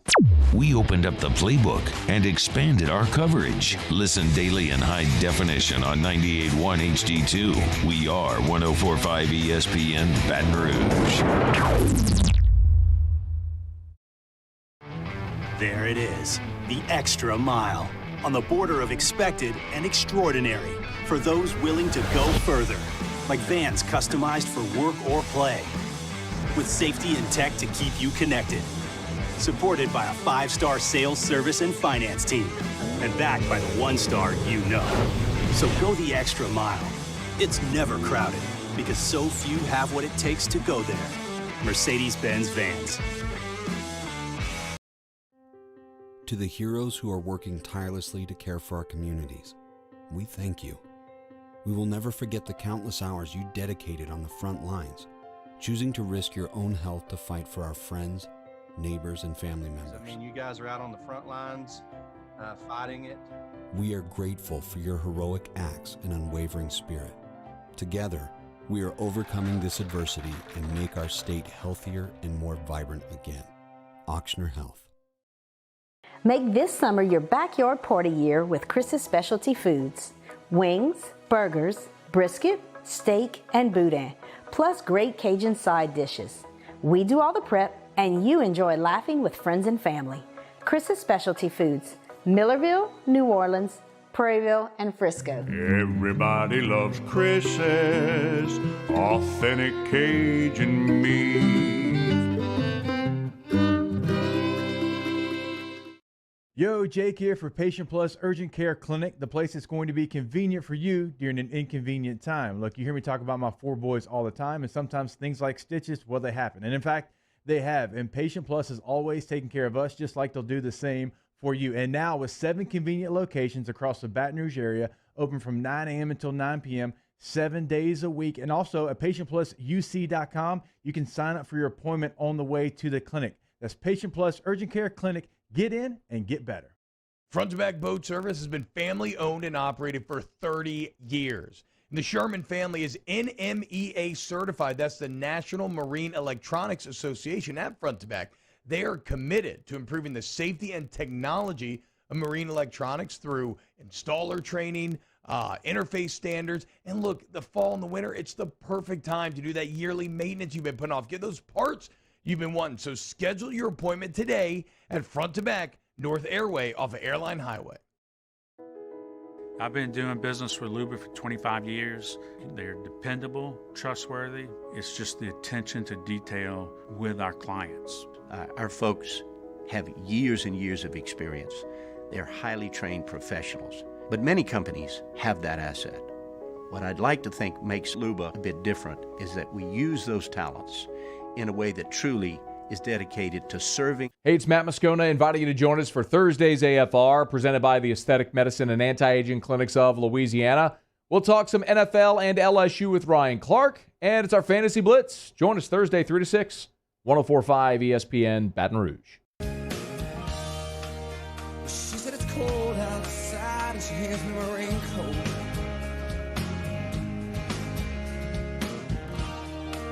She's always worry about things like that.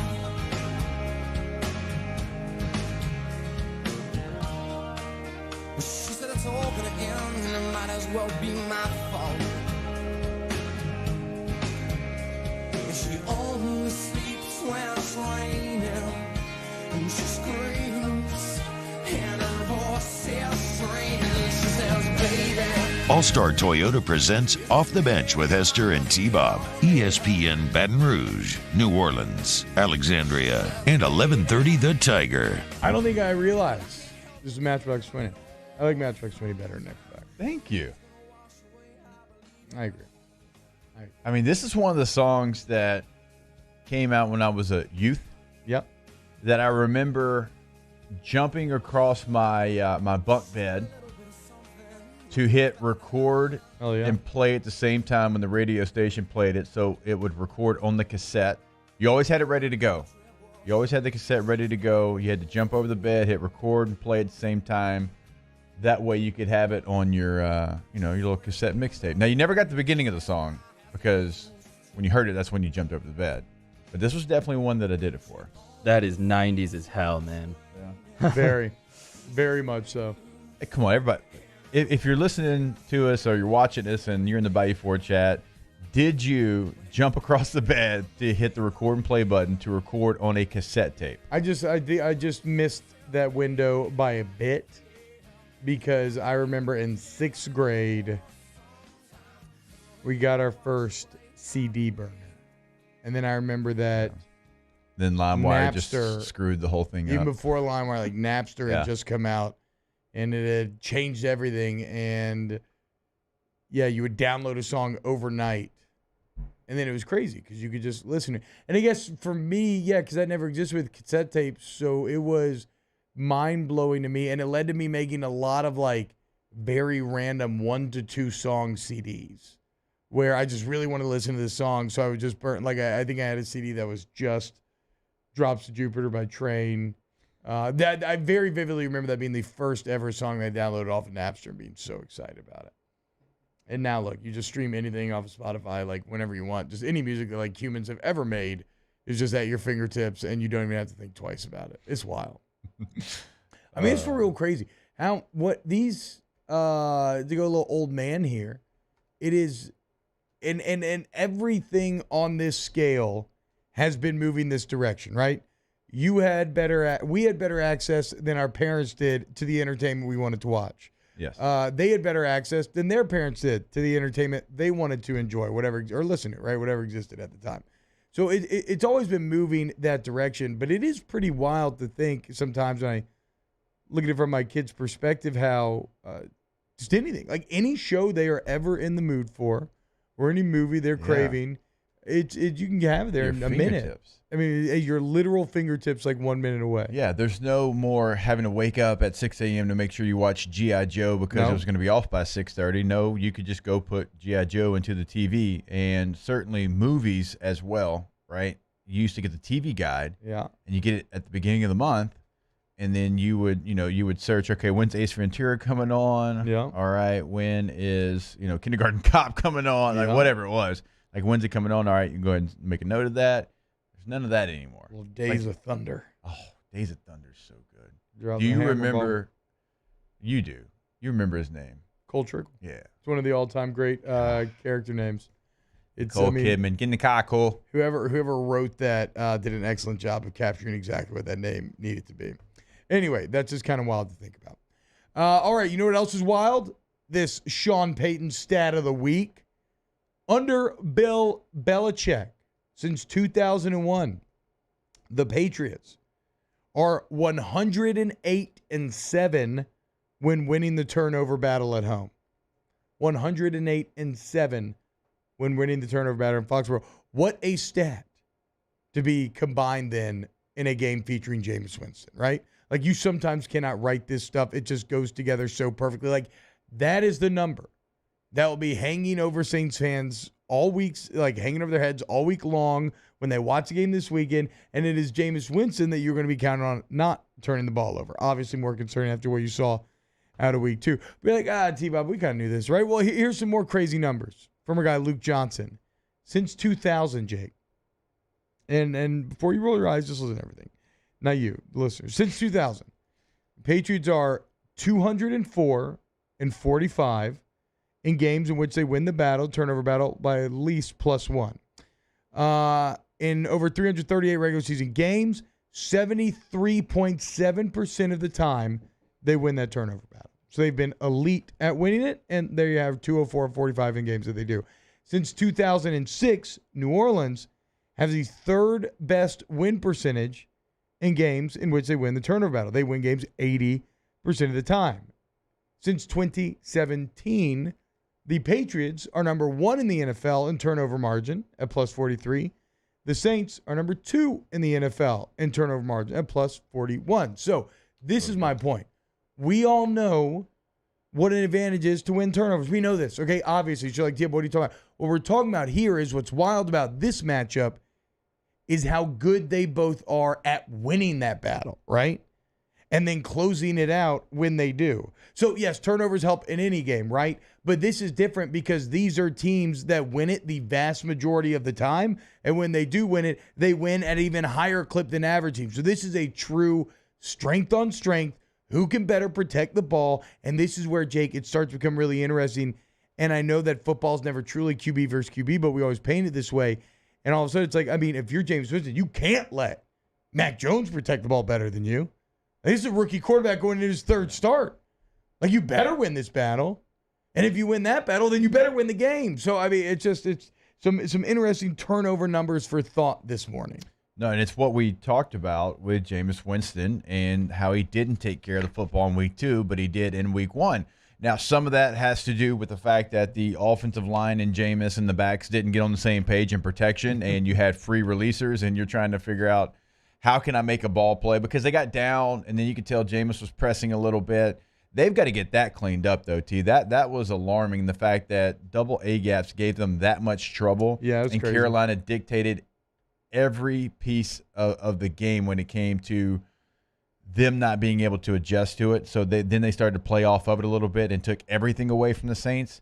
I mean, they've got to get that figured out. And I think the coaches coming back, being able to be in the booth, as we talked about in the open, I think that helps. But some of that's got to come on the quarterback. He's got to be more assertive as far as you've got to set it.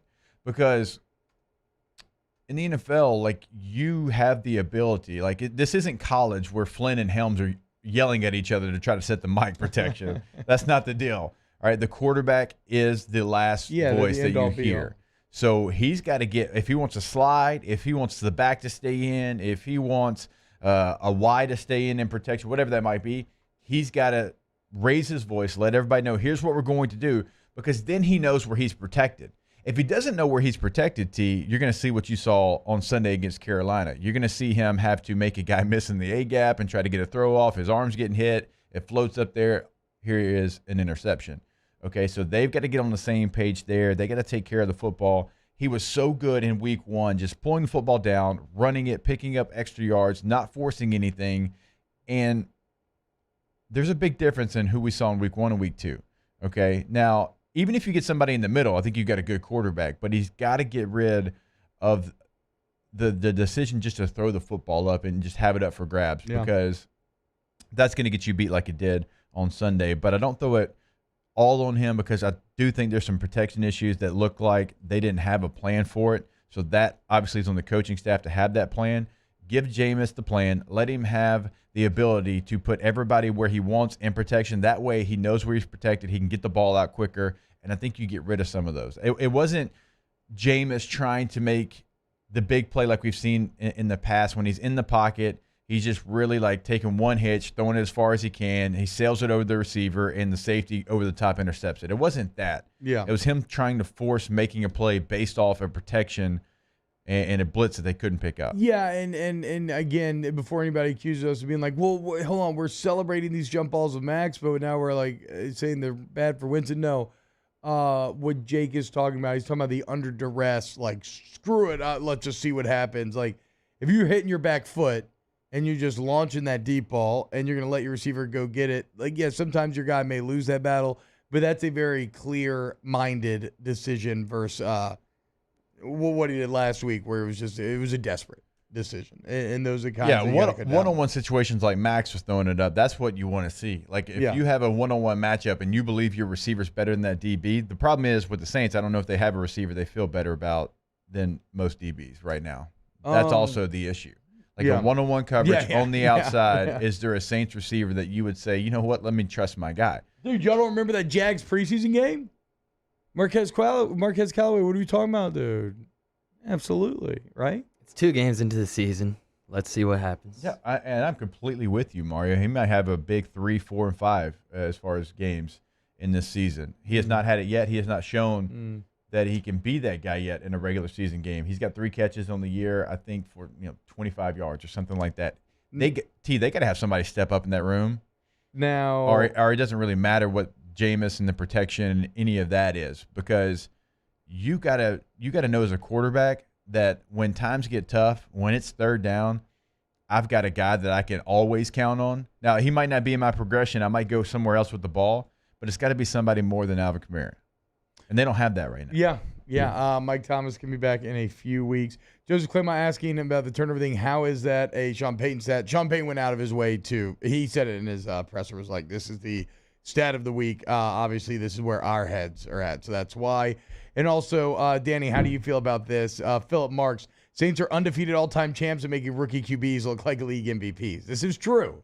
Normally, a rookie QB should be a delicious steak to taste, but the Saints have been, for some reason, historically, like, quirkily bad at stopping them. Yeah, I'll never forget RG3 going off in the Superdome, having the game of his life. That was the absolute worst. That was bad. I'm trying to think. So, for the Saints fans in the chat, keep naming the other rookie QBs that had a good game. Maybe we can pull like a little reverse. And that's jinx not here. when rookie quarterbacks came in and thrived like they do now. Like now you're having rookie quarterbacks come in and it not look like a big deal. Like they understand protections, they understand coverages much more than they did before.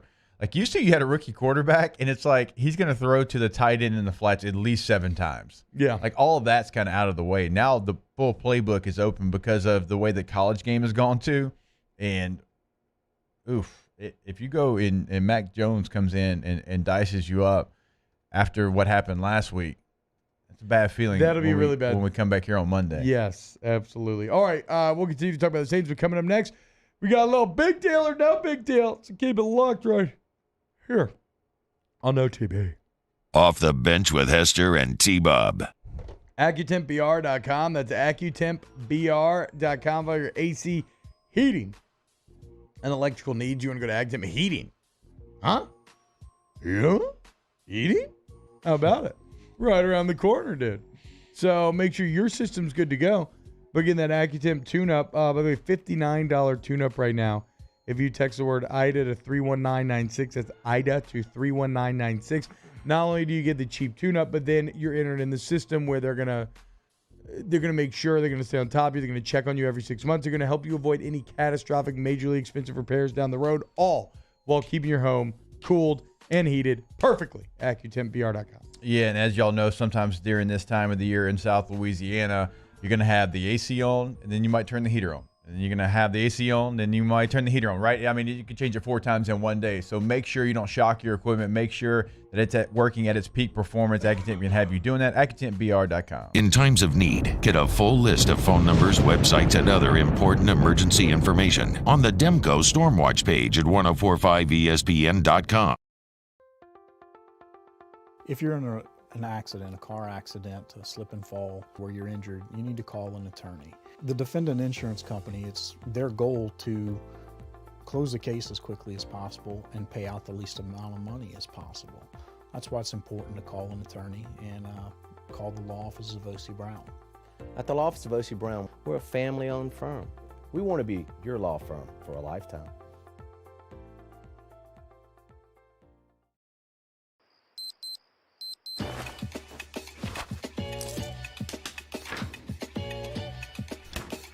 I'm feeling good. I just thought you should know. There it is, the extra mile, on the border of expected and extraordinary for those willing to go further, like vans customized for work or play, with safety and tech to keep you connected. supported by a 5-star sales, service, and finance team, and backed by the 1-star you know. So go the extra mile. It's never crowded because so few have what it takes to go there. Mercedes-Benz Vans. Are you a licensed contractor? There's lots of good contractors in Louisiana doing work the right way, but unfortunately, too many unlicensed contractors are working outside the licensing requirements. Working as a contractor in Louisiana requires a license for the company doing the work. The Louisiana State Licensing Board for Contractors wants to help you get licensed to allow you to conduct work legally. It's not difficult to get the license. We can help you. Go to lacontractor.org for more information. Licensed contractors, it's the law. Gulf Coast Office Products is a nationally recognized Savin office equipment dealer based right here in Louisiana. Over 100 employees strong, Gulf Coast has the boots on the ground to support all vertical markets from education, engineering, legal, and finance. With the latest in office technology from desktop to production segment units, Gulf Coast and Savin have the perfect fit for you. Call 225-756-2644. That's 756-2644 for Gulf Coast Office Products.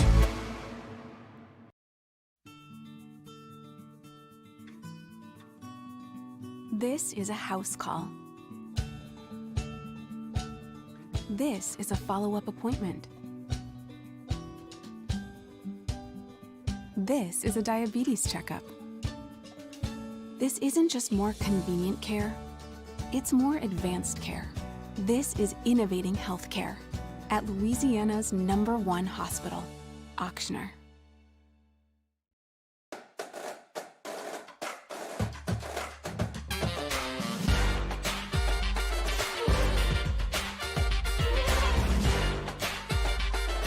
It's week 4 of the prep football season, and we get started Friday at 6 with Louisiana Prep Preview. Catholic High and Warren Easton kick off at 7, immediately followed by a full 2 hours of the Louisiana Prep Scoreboard Show on YouTube, CST, and 104.5 ESPN Baton Rouge.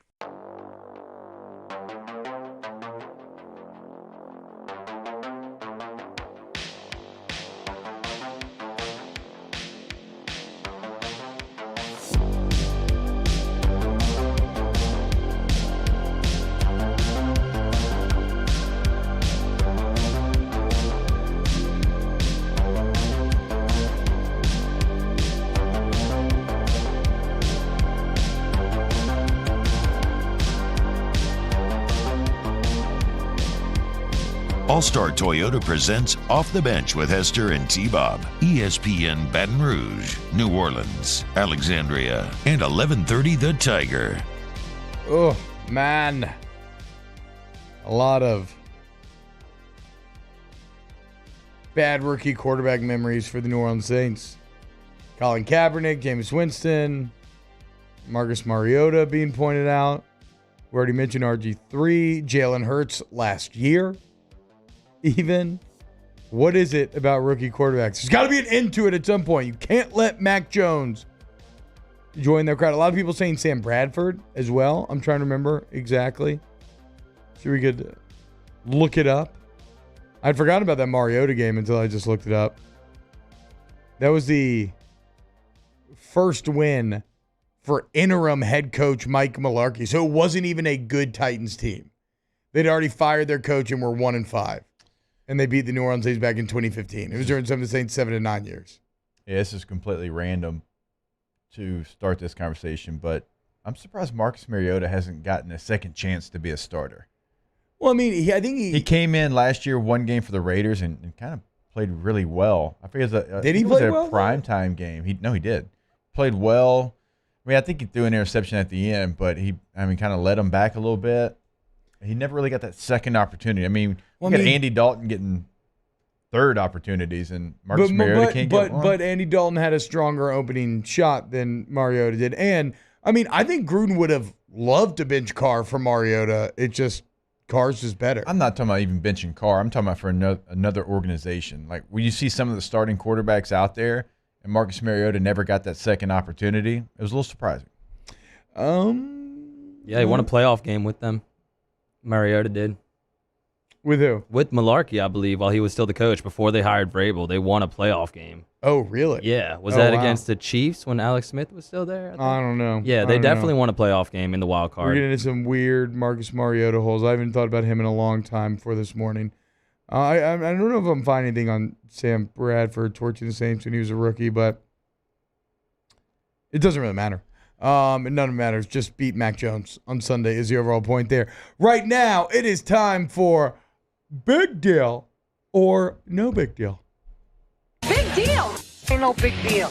Big deal. No big deal. Big deal. No big deal. No big deal. No big deal. Yeah, apparently Sam Bradford had a great game against the Saints when he had just gone to the Vikings.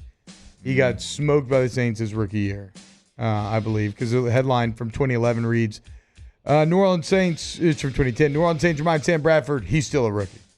There you go. He wasn't a rookie, but I remember a guy named Tim Rattay just dominated the Saints. Louisiana Tech legend. Oh, really? 2007. He was he was the third string for the Buccaneers at the time, and he just lit the Saints up like 400 yards. I remember leaving the stadium that day like, who is Tim Rattay, and how did he just You dominate didn't know the who Saints? Tim Rat-a-tat-tay was? Can't say I did, Hester. Sorry. Oh, man. Receiver? He had a quarterback. Y'all don't remember Tim Rattay? No.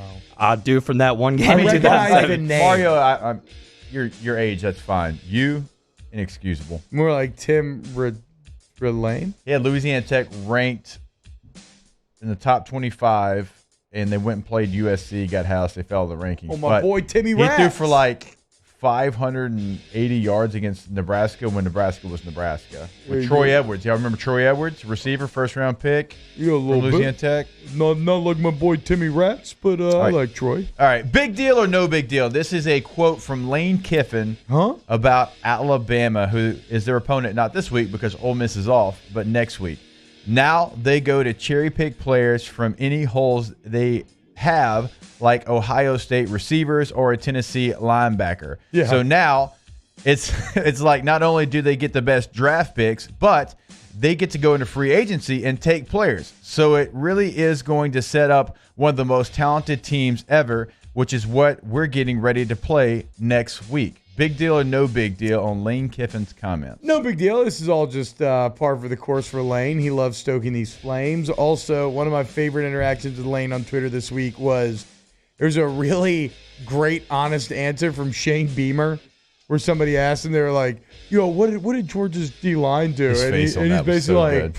oh, I don't know, dude. Let's see. They have 5 stars everywhere. Like they got 5-star linemen and 5-star DBs and their coach was also like, yeah, I wonder what happened. They're just basically like they're just better. And then Lane quoted that video and said, but have you even played Bama though? Basically. So yeah, Lane, no.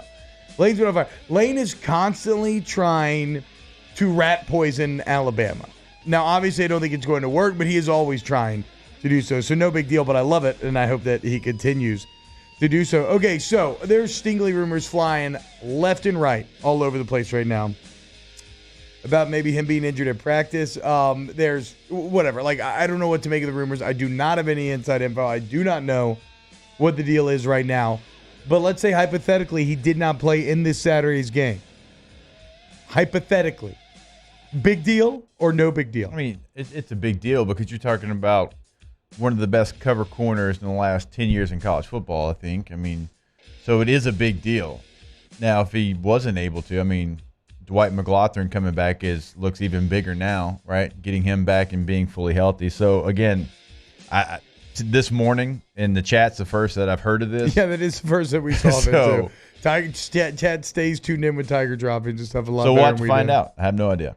But obviously, I mean, if the he does caliber not of play, player. yeah, The big caliber of player. He didn't play in the game last year against Mississippi State. So, yeah, that would be a big deal. I hate it from a narrative kind of viewpoint as well because I remember last year Stingley was out and we all said no big deal, basically, right? You come to game day, all of a sudden Stingley's not playing. You'll be fine. Who cares? It's Mississippi State. And lo and behold, look at what happened. So we will definitely be watching this very closely going forward. Big deal. My deal or no big deal. Big deal or no big deal, whatever we want to call it. Zion Williamson was reportedly frustrated with David Griffin for delaying his return during his rookie season. Big deal because the writing on the wall feels more and more like this is all about to blow up in spectacular fashion. Now, ultimately, it's all results-based. And if Willie Green can make them boys believe and make them into some winners this fall, then all could be well.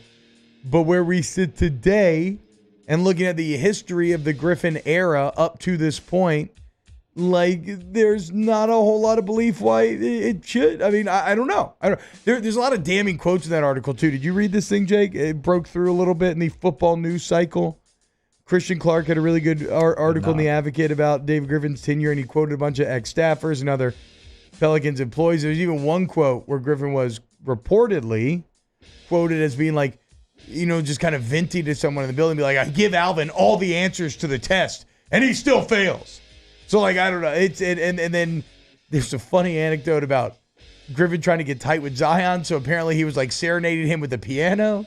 Like he invited him into the room and Griffin just sitting there tinkling the ivories like, sit down next to me, Zion, let's talk. So, I mean, big deal because you're starting to maybe feel that, like, what is the actual relationship with Zion? He's always someone who's going to keep it very clean publicly, but it sounds like privately there's a lot of tension there. Big deal. They need some good fortune in a big way sometime soon. The Griffin presser Twitter account has been making so much good it's the best content out of this. I mean, it is the best. And it's so true because you know me, I'm a vocabulary sucker, and you can convince me that you're really smart if you just use a bunch of big words, and that's David Griffin. And if you don't follow the Griffin presser account, you need to because it is hilarious. Jake, any more? Yeah, big deal or no big deal. Chicago Bears rookie quarterback Justin Fields set for his first start. Andy Dalton not expected to play due to the knee injury he got last week. This feels like passing of the torch already. I think it's a big deal because Justin Fields is not giving Andy Dalton his job back. That is true, but it's not a big deal because it's the Bears. And Matt Nagy's still not good. And they won last week. And look, maybe I'm being crow here by the end of the year because they did make the playoffs last year. I mean, never forget. Mitch Trubisky, first ever MVP. That said, I still think it's no big deal. But I'm just excited to see Fields. It's a big deal. Bears fans have hope, at least at quarterback, first time in a long time. They've never even had a 4,000-yard passer. I found that stat the other day, and I think that's pretty crazy. So provide them some hope at the very least. Big deal. You ain't getting a 4,000-yard passer under Nagy. I don't think he's done enough to make me believe that. I think all Bears fans expected this to happen like week 3, which is happening now. So yeah, I'm going to say big deal and kind of at the same time not really big The deal. Bears kind of made it a big deal. Like whenever they signed Andy Dalton, they did it to themselves. They put QB1 out there. QB1. And then they didn't think that they would have where they were because they did make the postseason. They didn't think where they were in the draft they'd be able to get one of the top tier quarterbacks. And then when Fields was still there at 12, they're like, we're trading up. Like, we got a chance? And then you go get a guy. And so, yeah, you put on yourself because you made Andy Dalton look like he was going to be the quarterback for the next couple of years. And no. Justin Fields is there at 12. We're moving up. We're taking him. So, Justin Fields, it's your team now. Go out there and take it. Yeah. I'm excited to see what he can do. Closing out hour 2 here on Off the Bench next. Off the Bench with Hester and T-Bob. Go to Ochsner.org today, Ochsner.org. We love our medical team over here at Ochsner. It's why we go to them whenever any of the big injury news breaks, when you need some inside info. But how about if you're not feeling well, right? And I mean like in a orthopedic sense. You're getting older, ancient athletes, whatever the case may be. Let's say you got some knees, some hips, some shoulders, some foot, some hands, whatever it is. You want to go see Ochsner, whether you're here in Baton Rouge or in New Orleans. The facilities are incredible. And I mean your pre-op stuff, like your MRI rooms. I mean the actual ORs themselves, which they just recently revolutionized to help the doctors as much as they can, right? And then even the physical therapy facilities and the physical therapists. Like when you go to Ochsner, you will figure out what happens when you combine the best facilities with the best employees, and what you get are the best results. So there's a reason why the Saints, the Pelicans, the LHSAA, colleges throughout the state trust Ochsner, and it's because they do things right. We go to Ochsner.org. Our listeners fire off their opinions on the jimsfirearms.net hotline at 499-1045. Keep listening for your next chance to shoot us your thoughts with the jimsfirearms.net hotline on 1045 ESPN Baton Rouge. All new Bayou Ford vehicles come with a 1 million mile powertrain warranty. And with Bayou to You, free delivery right to your door. Need repair? Our service department is ready and available to help you today. The crew at Bayou Ford is going to do right by you. Eli's always been into grilling. It took us a while to see it, but the signs were there. What are you doing, Eli? I knew grilling was my thing. I have been talking about it throughout my career. Happy with the results? I am. Got the new grill from barbecueguys.com. It performed great. My advice, as I always told my boys, do more of what you're born to do. Barbecue Guys, for those who were born to grill. You want cheese on your burger, Pops? I'll take a little cheese. Yo, Jake here for Patient Plus Urgent Care Clinic, the place that's going to be convenient for you during an inconvenient time. Look, you hear me talk about my 4 boys all the time, and sometimes things like stitches, well, they happen. And in fact, they have. And Patient Plus is always taking care of us, just like they'll do the same for you. And now with 7 convenient locations across the Baton Rouge area, open from 9 a.m. until 9 p.m., 7 days a week. And also at patientplusuc.com, you can sign up for your appointment on the way to the clinic. That's Patient Plus Urgent Care Clinic. Get in and get better. There it is, the extra mile, on the border of expected and extraordinary, for those willing to go further, like vans customized for work or play, with safety and tech to keep you connected, supported by a 5-star sales, service, and finance team, and backed by the 1-star you know. So go the extra mile. It's never crowded, because so few have what it takes to go there. Mercedes-Benz Vans. Follow us on Twitter at 1045ESPN to cast your vote in the Citizens Bank and Trust poll of the day. Vote daily inside Off the Bench, Hunt, and Hill, the early line. And after further review, Citizens Bank and Trust brings you the poll of the day via Twitter at 1045ESPN.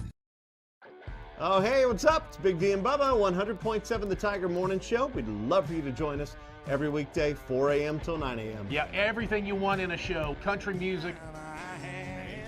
We got laughs. We got celebrity in-studio guests. We just need you. Join us every weekday morning, 4 a.m. to 9 a.m., right where it all started. That's right. Louisiana's country station, 100.7 The Tiger. At All-Star Toyota, you get it all. If you're in the market for an all-new Toyota vehicle, come see our friendly and knowledgeable sales team at All-Star Toyota. Located in Baton Rouge at the corner of Airline and Goodwood, we've been serving our community since 2005 by offering a large selection of new Toyota cars, trucks, and SUVs. Get behind the wheel of your dream car and take a test drive at All-Star Toyota. Join us for Thursday's edition of Hunt and Hill. We'll set our sights squarely on LSU and Mississippi State, take a deep dive into the Bulldogs. Won't want to miss a throwback Thursday, the beginning of Hour 2, and our Survivor picks. That's Thursday's Hunt and Hill, noon to 2 on 104.5 ESPN Baton Rouge.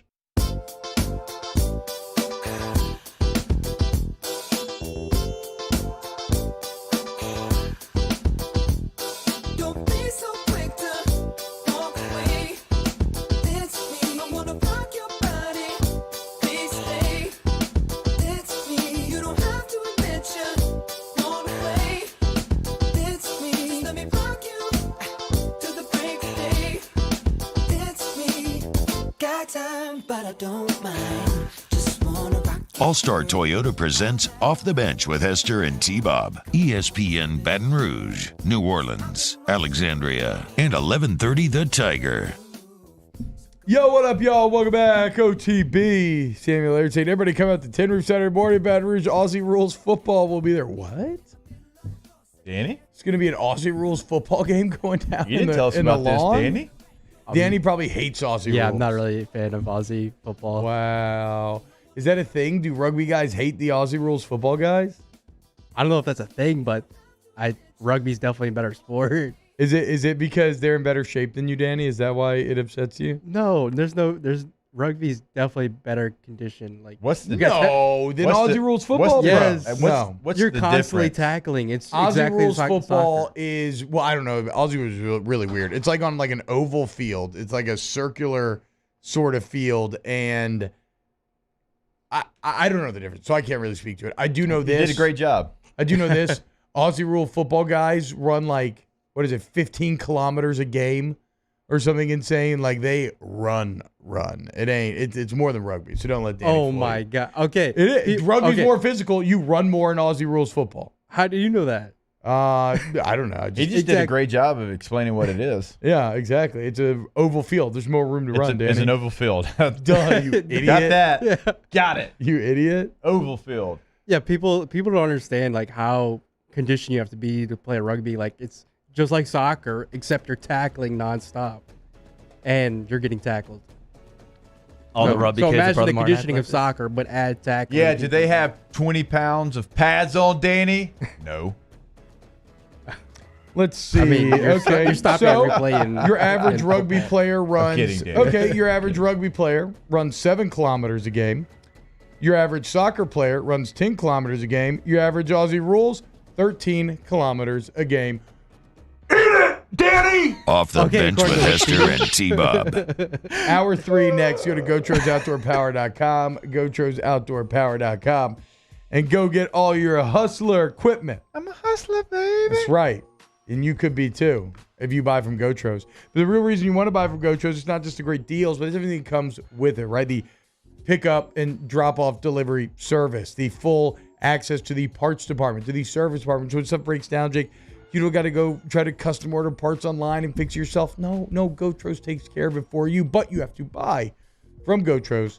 So whether you have a business or you're just doing this for yourself, residential, right. GoTrosOutdoorPower.com. Yeah, remember, they are Louisiana's #1 hustler dealer. Also, remember, look, if you're listening to us in North Louisiana, all the way down to South Louisiana, they will deliver that hustler equipment to you as well. That is something they offer over at GoTros. Also, 0% for 42 months financing is available on all that hustler equipment. GoTrosOutdoorPower.com. GoTros, we make it easy. There it is, the extra mile, on the border of expected and extraordinary, for those willing to go further, like vans customized for work or play, with safety and tech to keep you connected, supported by a 5-star sales, service, and finance team, and backed by the 1-star you know. So go the extra mile. It's never crowded, because so few have what it takes to go there. Mercedes-Benz Vans.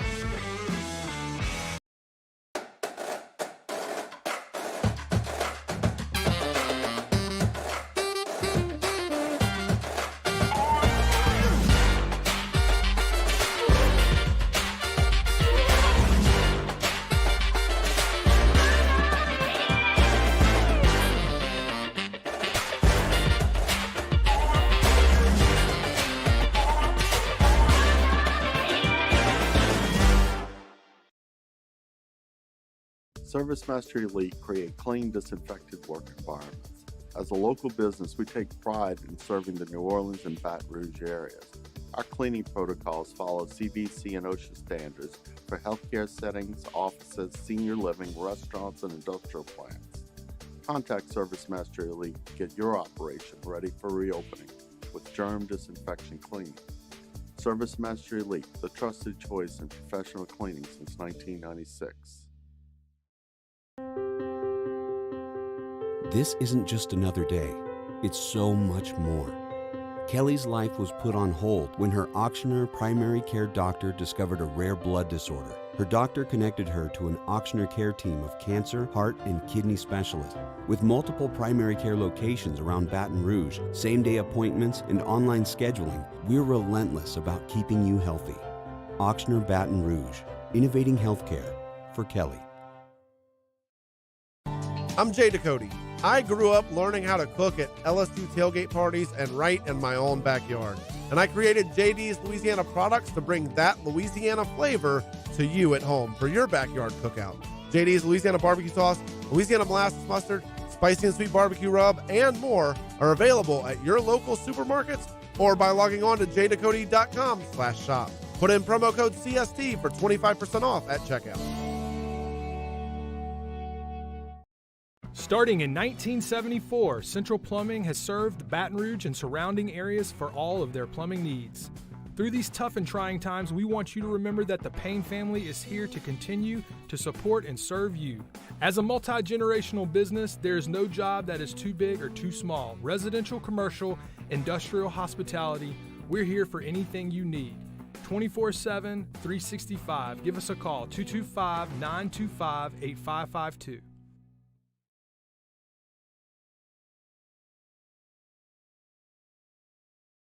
Callahan Injury Lawyers.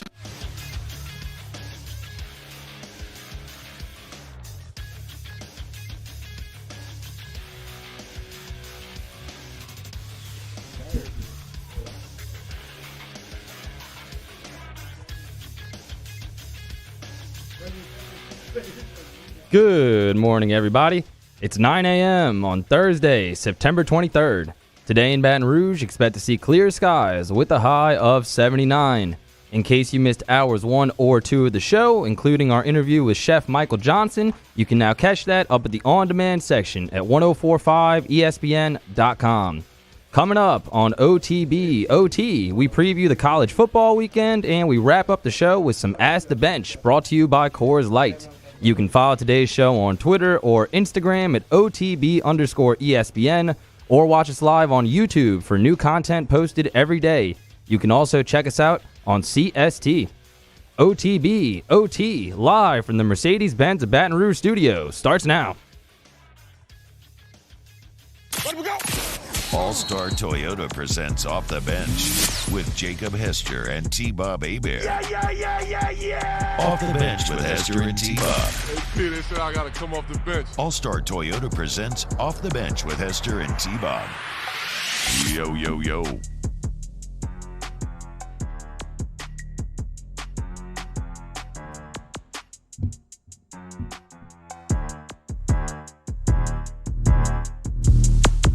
Welcome in, OTB, hour number 3. Danny's all upset. In his feelings. All in his feelings, dude, just because Australian rules football's a little bit cooler than rugby. It's okay. I fight the good fight for soccer all the time, and I get shut down. It's okay. Look, just believe your beliefs and move on. All we're saying is, objectively speaking, Australian rules football is just a little bit better and requires a little bit more conditioning than rugby. That's all we're saying. Okay? First of all, you haven't played both sports. Wow. So why would you even know? How do you know? How do you know I never played any rugby? Your hands. I know for a fact. Yeah. You know for a fact I've never lined up on a rugby field and hit anyone. Yes. You know that. Yes. My entire life. Have you? You don't think in high school when me and my friends used to mess around that we never played any rugby? Can we have a big cat between? Well, you're right. I never you would have played, mentioned it. Can we have a big big cat between T-Bob and Danny right now? Yes. I've never I support played this. rugby. I can't Big cat believe right Danny. now. I can't believe Danny just hit T-Bob with the "you never played." That's funny. He just admitted he never did. I know it's still funny. Y'all should do the big cat. I agree with that. I did Big go cat. to a Super 15 rugby game in New Zealand, Danny, so that kind of freaking counts, I'd say. And it was pretty fun. But it wasn't as fun as that Aussie football rules I used to watch at 4 a.m. after drinking beer all night. Beer. That's all I'm saying, dude. This is kind of crazy. In Aussie rules football, you can run with the ball, but then like basketball, you have to bounce it once every 15 meters. How do you know? It's like, no, it's 16. He went too far. That's kind of crazy to think about keeping track of. Interesting. Yeah. All How right. do you keep track of that? Yeah, I don't know. I think it's. I think what they were saying is that generally though people just don't run it, almost because or not for long distances because just kicking it is way better because there's no offsides, so it's already way better than rugby. Yeah, you can just bomb it, just bombs all day. All right, coming up this hour on OTB, I want to talk more about the New Orleans Saints. I want to look at the games coming up this weekend. I got the 19 most interesting stats from week number 3 of college football back once again, which is always kind of fascinating. Not a big slate of ranked on ranked teams. You only actually have 2 matchups that feature both teams in the top 25. What are we looking at? You've got Notre Dame at number 12 taking on Wisconsin number 18. That game is a neutral site game, Soldier Field in Chicago. It's a Big Ten team, so it is an 11 a.m. kick, so get ready for that one bright and early. And then the game we talked about in linked a little bit earlier, I think it was in hour number 2, Texas A&M and Arkansas, CBS SEC game in Arlington, Texas, a game that I think a lot of us are looking forward to. So those are actually the only 2 games that feature a top 25 matchup. So not a lot there, but there's some other intriguing games. So, like Georgia Vanderbilt, Oklahoma, West Virginia, to me is. Hell yeah, Bo. Neil Brown and company, man. Oklahoma has not looked good this year against Tulane, and they didn't look good against Nebraska. West Virginia coming off a big win against Virginia Tech. Now the game is in Norman, but I don't think Oklahoma right now has an identity. They're not exactly sure who they are, and they're sitting there at number 4. They haven't been penalized yet, but Clemson, I know they have lost, but Clemson got penalized big time for barely beating Georgia Tech. Yeah. They fell all the way to number 9. Oklahoma, because they're undefeated, they hadn't had a loss. They're still sitting there at 4. They're not the 4th best team in the country. I think West Virginia can give them some problems. Do you think, because I watched too many West Virginia Oklahoma games to believe that West Virginia can actually finish the fight, but is this an Oklahoma team where, yeah, they've struggled now, but they will? Do you see them being able to turn into being an elite dominant team as the season goes on, or they did it last year? To your point, I think you're getting there. Yeah, well, they did it last year. I didn't remember them doing it last year. But you do see it with teams from time to time. They lost back-to-back games against Kansas State and Iowa State last year, and then they ran the table, win the Big 12, house Florida in a New Year's Six game. Now Florida was missing like 97 players, but there was never a doubt they were going to win that game. He will right after the game. No, dude, it's not even like the 2024 Gators, so like whatever, man. Is that your Dan Mullen? Yeah. Hey, Dan, congrats on your 3-point loss. Clemson and NC State, it's on the road for Clemson. Clemson looked awful last week, one of the boringest games that there was. I mean, against Georgia Tech, a bad team in its own right. They only scored 14 points. NC State lost to Mississippi State 24-10. A little surprising when that happened. You know, Clemson could easily lose this game, I think. They're just not who I think a lot of people thought they would be. Well, how about this? That is Uiagalelei is not capitalized off those starts that he got last year, and I think a lot of people, and I'll have my hand raised for this one, thought that he would. Well, didn't he throw like 400 yards and like 4 touchdowns or something in one of his starts last year? But I thought that would translate to him being more veteran player. Like he has not for sure. looked so whatsoever this year. Well, okay, with that in mind, it's actually a pretty good little perspective piece on maintaining perspective about Max Johnson as well, right? Guys are not who they are going to be when they are true. Like none of these cats are finished products. We're talking about a couple of cats that are true sophomores trying to figure out their way in this game, still working off a relatively limited number of starts, which is encouraging because it means that their upside remains very high. But I mean, just on balance, even though maybe they haven't played the same level of competition, Max Johnson has looked better than Uiagalelei in his second true year of college football. Again, it's something I keep going back to this week. It is kind of funny how, and I don't know, maybe Max takes steps back, but it is kind of funny how we all expect it to be the finished product when they're still, they're so young and so inexperienced. There's still a lot of room for growth. All right, well, the Clemson stats actually work out pretty perfectly because they show up in the 19 most interesting numbers from college football for week 3.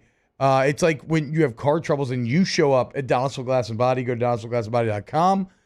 Look, anything that you need, man, you get an accident, the insurance company can't tell you where to go. The police can't tell you who gets to tow. The answer to both is our friends over there at DG&B, best body shop in the state. Put that on anything, man, the best. Like I said, you're trying to extend the life of your vehicle as long as you possibly can. Make Deville your one-stop shop. They got your back, man, DonaldsonGlassandBody.com. So the reason why I bring up Clemson, how about this, Jake, to your point? And the ACC, almost even if Clemson runs the table, like the ACC just thus far do not look like they should be deserving of getting a team in. But when you now combine the Georgia Tech game and the Georgia game, Clemson has scored 2 touchdowns in 8 quarters against FBS opponents. In those 2 FBS games, Uiagalelei has just 304 passing yards and 0 touchdowns. Granted, one of these games was Georgia, but the other was Georgia Tech, and Georgia Tech's bad. Yeah, they're real bad. They're bad. Max Johnson leads the nation in touchdowns, okay? So he did what he had to do against a bad competition. Clemson and Uiagalelei, major red flags here. Beyond them just needing the 4th goal start, like offensively, they've been horrid against FBS teams. The ACC's in some real trouble, and obviously Clemson is the crown jewel. And like you just mentioned it, they struggled with Georgia Tech. Georgia was the much better team. And Clemson's defense has actually played really well. But I don't see a way they can get themselves back into the playoff picture. Like, I truly don't. And I know they typically get the benefit of the doubt, and they've earned some of that with their play. But when you look at the ACC right now, there's 2 undefeated teams left in the ACC. Boston College, who just lost their star quarterback. They have a big game this week. They have an SEC game this week. And who they Missouri. play? Yeah. Missouri -2.5. They lost their starter quarterback, though? Yeah, and he was their best player. Damn. Wake, you're really upset about it? So I actually have that. Yeah, that sounds funny, right? Like, why? Yeah. Like, why did I act like I care? I have a special place in my heart for BC. Okay. They were one of the first to recruit me, and I actually went to a game and went on a visit to Boston College. And great campus, crazy, pretty cool stadium. So yeah, I've always got a little Boston College love in the back of my head. I think my first ever letter was from Boston College. Yeah, exactly. I think I legitimately think mine was too. So I've always liked him. I'll never forget. We're on the tour, and they're talking about the rigorous academic standards in the library, and it's all old and mahogany, and it's beautiful. And my old man in the middle of the library section was like, "What's the male to female ratio at the school?" And I was just like, "Oh, yeah, the canon." Yeah, of course. Why are they Boston College, not Boston University? Because there are 7,000 colleges. I have no idea, but there are 7,000 colleges in the city of Boston. Well, there's a Boston University. Oh, okay. Yeah. They're decent in basketball. They don't have a football team or anything. I also partied with the Harvard bros. My old high school teammate that weekend, he was a player at Harvard, the guy that used to drive me to school. And so I got to go do a little social network shenanigans. But either way, that's why I was kind of bummed for BC. No, okay, makes sense. Wake Forest is the other undefeated team at 3-0. Hell yeah. Okay, so right now you're looking at the teams that you thought were going to be better than they are. Clemson certainly being one of those. NC State being one of those. Virginia Tech just loses to West Virginia. North Carolina already has a loss. Miami, they're done. 1-2. Virginia loses last weekend. Pitt, after beating Tennessee, loses to Western Michigan. Okay, so the ACC at Florida State, you're your own dumpster Louisville fire. Louisville got blown out by Ole Miss. It is bad. It is a bad conference right now. Only 2 ranked teams: Clemson at 9, North Carolina at 21. What on Clemson's schedule? Even if they run the table, earns him away. Nothing. And they beat Virginia Tech, North Carolina, Pitt, whoever ends up, Duke, hell, I don't know, whoever ends up in the ACC championship game with them. They do not have enough on their schedule unless everybody just implodes in front of them. I agree. Right? And it ain't 2007, right? Pitt ain't beating West Virginia. You're not getting back in this deal because you do not have a game against a ranked opponent left on your schedule. Listen how weak this is. At NC State, Boston College, at Syracuse, at Pitt, Fly State, at Louisville, UConn, who's the worst football team in the world. Yeah. Wake, and at South Carolina. I mean, you can't your reward signature that. win. You can't reward that. Is going to be what? That's why that game against Georgia was so just key for them because they weren't going to have a lot left. Now, if they went out there and they dominated every single game, you thought, okay, well, maybe. But now that they dropped, now that they go from top 5 to 9, I think they've taken themselves out of it. And I know it's crazy to say here in the middle of September, but there's plenty of teams behind them in the rankings that can certainly do enough to jump them in the next week or two. I mean, a team like Ole Miss is one of those. Ole Miss is like 13 or 14. A weird little karmic few months for Dabo Swinney after he put Ohio State in that poll last year, like 11 or something? Yeah. And then they end up beating him directly. Now he is the one who finds himself falling off the pace. Like Clemson is the one who will now be asking for the same benefit of the doubt that Ohio State was asking for last year. Yeah, that he didn't give them. Exactly. That's what I'm saying. Dabo's had some weird takes over the last year. Ever? Yeah, his ever. life? Yeah. You see a video of him running down the Tiger Walk? He's got such an awkward run. I mean, if if players start making money, and start paying players, and I mean, I don't even know if I want to be here anymore. That's still just the most absurd comment ever. And that was at a time where, he's making like $6 or $7 million a year. He's got shoe deal that I think even's closing in on $1 million. Like altogether, he's making like $10 million coaching college football. And he's like, man, I can't pay these dudes. Screw these dudes. All right, other crazy numbers from this week of college football. Actually, I'm looking at the clock. Let's go to break, and we'll come back with more of these numbers here on OTB. OTB, OT. Go to centralplumbing.org, centralplumbing.org, 925-8552, 925-8552, centralplumbing.org. Central Plummet yourself. Well, if you want to Central Plummet yourself, you can go see the showroom, ask for D. She's been holding out forever. But you ask for D in the showroom, and any parts that you need, if you're a do-it-yourselfer, they got you. But if you're like me, I am kind of handy a little bit, tiny bit. But plumbing's a whole different ballgame, so I don't think twice. I just get in touch with Central Plumbing. I chill. My problems are solved. CentralPlumbing.org. CentralPlumbing.org is the website to find all the information on the things we tell you about every single day. Obviously, emergency services is something that they specialize in over at Central Plumbing, 225-925-8552. That number is always available. But don't forget about the things they do in installation. Bathroom remodels is something they have perfected over there as well. But your tankless water heater, if you want to go tankless, you want an upgrade, you never want to run out of hot water, that's something that they offer at Central Plumbing. Check it out online, centralplumbing.org, centralplumbing.org. We opened up the playbook and expanded our coverage. Listen daily in high definition on 98.1 HD2. We are 104.5 ESPN Baton Rouge. There it is, the extra mile. On the border of expected and extraordinary for those willing to go further.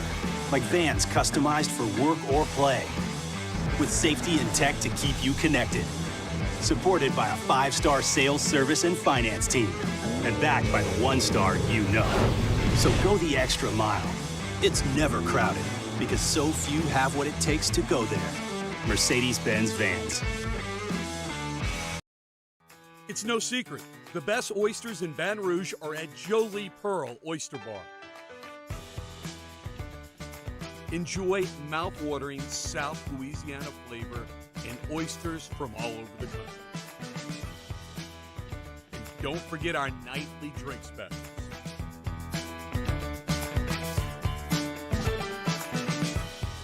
Jolie Pearl Oyster Bar, located in downtown Baton Rouge. Eli's always been into grilling. It took us a while to see it, but the signs were there. What are you doing, Eli? I knew grilling was my thing. I have been talking about it throughout my career. Happy with the results? I am. Got the new grill from barbecueguys.com. It performed great. My advice, as I always told my boys, do more of what you're born to do. Barbecue Guys, for those who were born to grill. You want cheese on your burger, Pops? I'll take a little cheese. During these challenging times, we know your healthcare needs don't stop.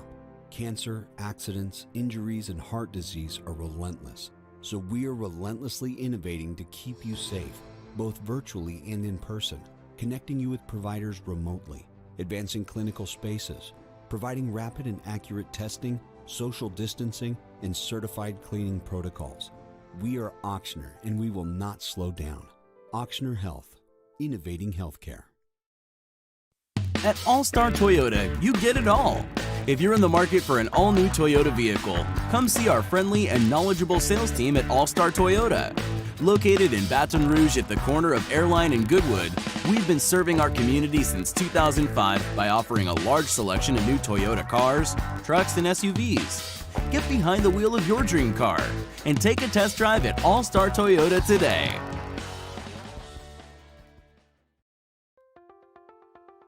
If you're in an accident, a car accident, a slip and fall where you're injured, you need to call an attorney.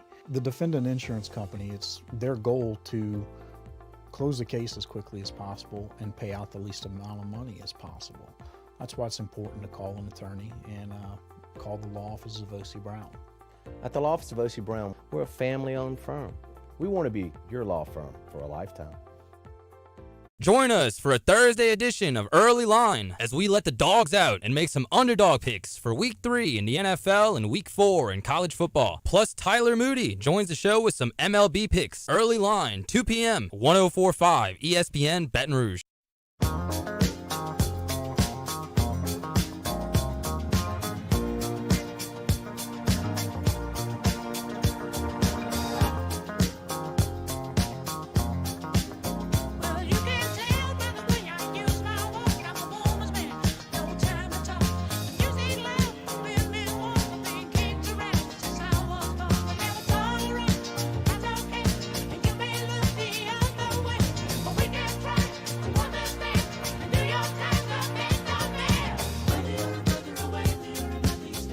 OTB OT with Hester and T-Bob on 104.5 ESPN Baton Rouge and 94.7 ESPN Alexandria.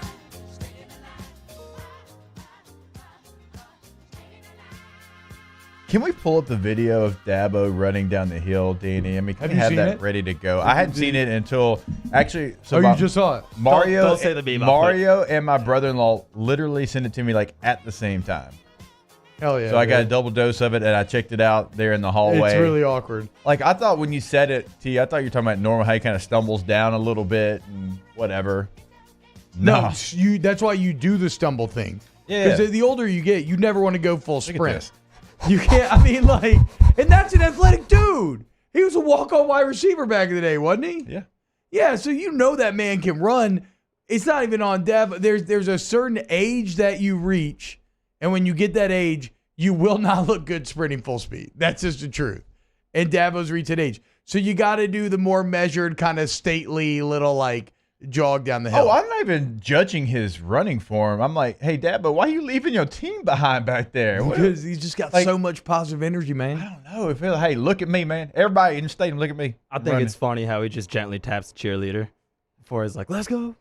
Like, all that was building up to that. Like, are you chasing her? What are you doing, Dabo? Look, man. I get it. You probably get some adrenaline running in front of 90K like that. I could definitely feel that. But has anybody ever gotten hurt on that hill? Like, surely somebody has. That is a sketchily steep hill. There's no doubt somebody's fell. Yeah, for sure they fell. I just wonder if if people gotten hurt. Like, I feel like that's a big injury risk. yeah, dude, that's insane. I'd be like walking my ass down. I'd be like trying to pull like a little slow, careful little jog. Because also, I don't want the tape out there of me falling. Then you end up like the Ohio State band leader, who we should have all seen the Oregon loss coming because literally before the game, first time back in the shoe or whatever, he tries to go ham. He's hitting that sprint out before, and he just eats it, face plants it, and then they lose. At least Dabo didn't fall. Think about it. If you go full sprint, if you fall, that is the memes, you're done. It's forever at that point. If you fall, it's locked in. It's risky. Yes. What he did was risky. Yes.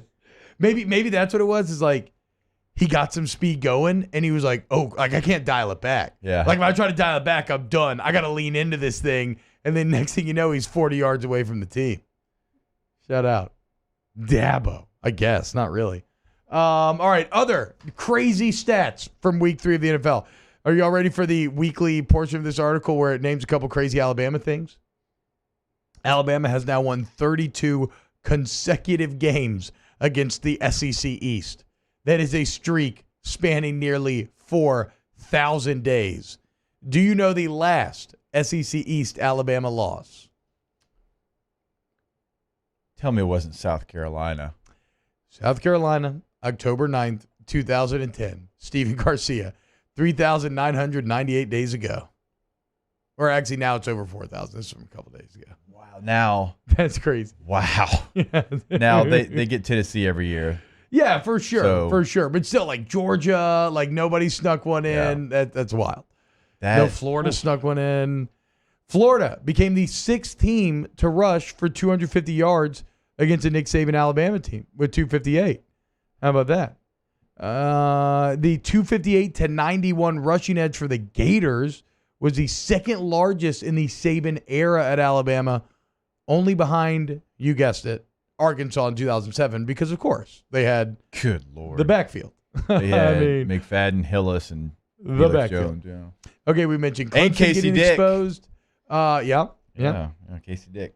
wonder what Casey Dick does now. I'm going to do a little research here. How about this, Careful, Jake? though. You like this grit from Army? You always talk about spreading the ball around through the air, right? We're like, oh, man, Jameis completed to 8 different receivers. 14 different players rushed the ball for Army last weekend. Yeah. They ran it 67 times for 397 yards, 14 different plays. How about this? In a weird quirk, Vanini points out, Army has run the ball 67 times exactly in all 3 games this year. What? Yeah. I don't know how, dude. 67 on the dot in all 3 games this year. How's that even possible? I have no idea. Mark, maybe give me a little bed music here. We mentioned Colorado and how horrible they were, meaning that we're giving A&M less credit now. How about a little Mel Tucker love at Michigan State?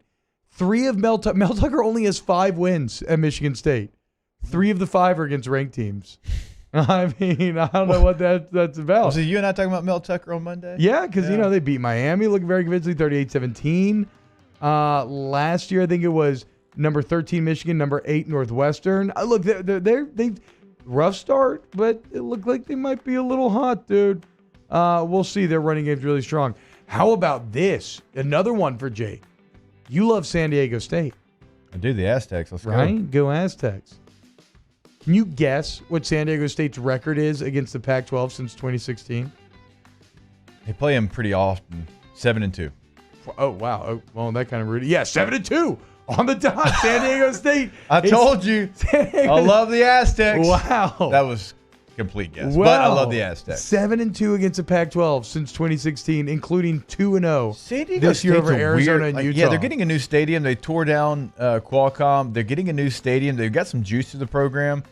Like, it's weird. Every time that coaching job's up, like Brady Hoke's like, hey, I used to coach there. You want me? And he finds his way back in there. But like that would be like a destination job. You get speaking of expansion, recruit California right there. You're in San Diego. You got a great campus. You got about to have a brand new stadium. You got like a sick Aztec shield you get to run out Uniforms with. are great. Wait, so like, should they be in the Pac-12? Yeah, for sure. What's that? Danny? Is he in? My bad. Too many tabs. Too many tabs. What in the hell is this music? I love it. Ole Miss quarterback Matt. Awful bed music. Oh, yeah. No, dude. I kind of like it. It's got like a level of absurdity that I'm kind of into. It's happy. It is happy. It is happy. Ole Miss quarterback Matt Corral became the first player in SEC history with 3 passing touchdowns and 4 rushing touchdowns in the same game. The only other FBS player to ever do that since 2000 was Kansas State's Colin Klein. I had forgotten about him. Dude. That's an old name. Colin Klein did against West Virginia back in 2012. Yeah, that's what I'm saying. Like he was a big name back in the day. Corral had 335 passing yards, 68 rushing yards, and then all of those touchdowns.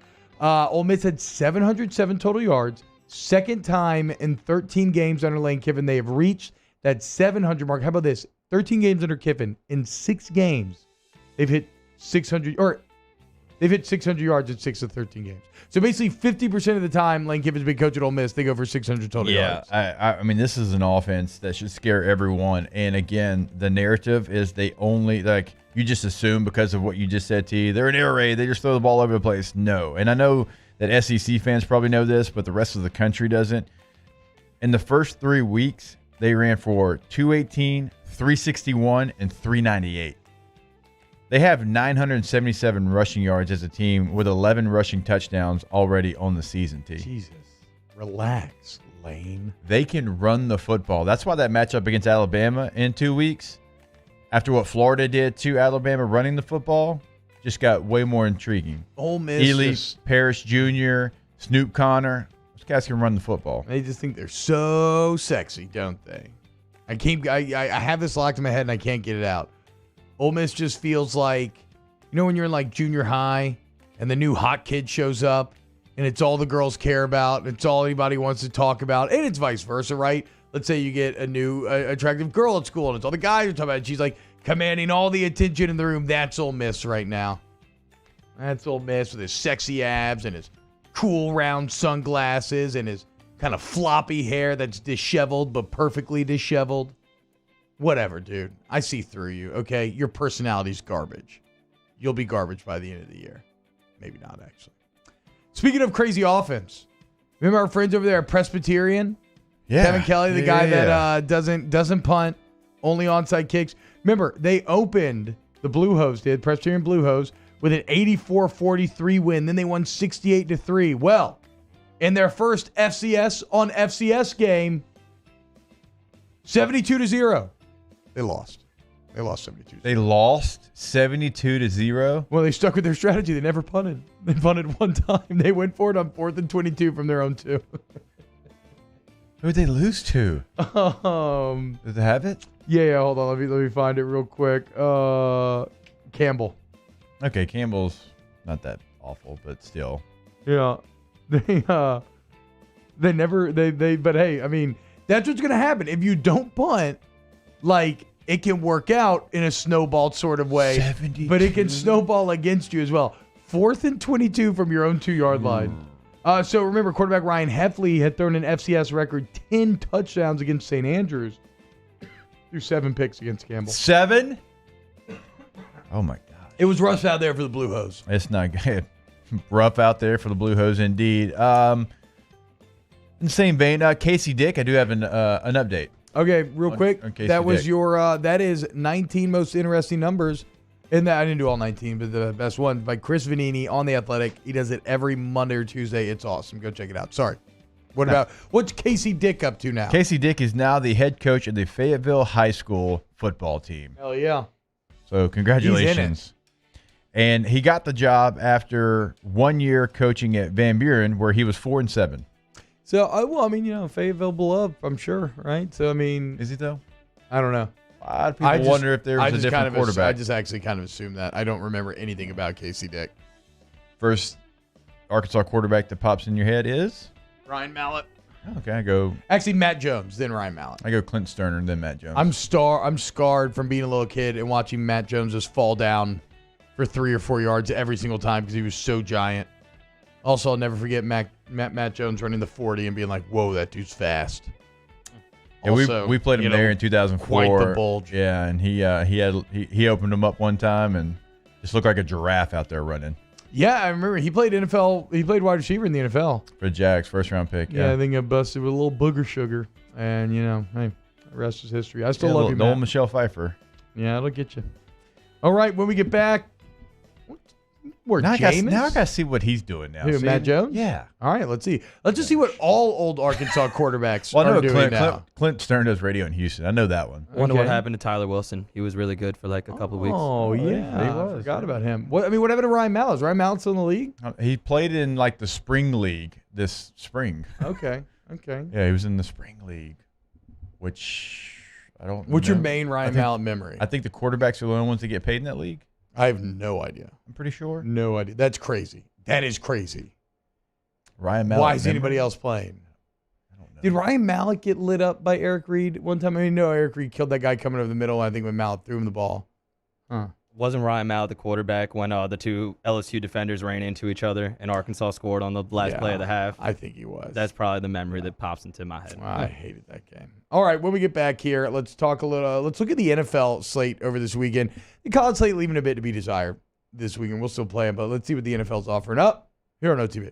OTB, OT. I don't have my sheet in front of me. Go to All-Star Toyota of BatonRouge.com today. There you'll find a great selection of new and pre-owned vehicles. When you check out the new fleet, you're going to find something you love. We tell you every single day because it is a fact. Looking for a midsize SUV, they got you covered. 4Runner, Highlander. They got a hybrid Highlander as well. You got the RAV4 there, Sienna minivan, which T-Bob drives around town. They got the full-size Sequoia. They've got sedans. They've got hybrids, as we mentioned, multiple trucks. They've got it all over at All-Star Toyota. Go check out the lot. It is gigantic. We promise you, you'll drive off happy with something that you absolutely love, T. Try to go to allstartoyotabatonrouge.com. Yeah, you will, like I did with twice, right? With the Toyota Sienna, a Camry, both 2020s, even though you should check out the 2021s are even better. But like whether you're going in there with a number, with an idea, or with no idea at all, All-Star has the answers for you. Get that All-Star service. Join the All-Star family, All-Star Toyota. In times of need, get a full list of phone numbers, websites, and other important emergency information on the Demco Stormwatch page at 1045ESPN.com. At All Star Toyota, you get it all. If you're in the market for an all-new Toyota vehicle, come see our friendly and knowledgeable sales team at All Star Toyota. Located in Baton Rouge at the corner of Airline and Goodwood, we've been serving our community since 2005 by offering a large selection of new Toyota cars, trucks, and SUVs. Get behind the wheel of your dream car and take a test drive at All Star Toyota today. If you're in an accident, a car accident, a slip and fall where you're injured, you need to call an attorney. The defendant insurance company, it's their goal to close the case as quickly as possible and pay out the least amount of money as possible. That's why it's important to call an attorney and call the law office of O.C. Brown. At the law office of O.C. Brown, we're a family-owned firm. We want to be your law firm for a lifetime.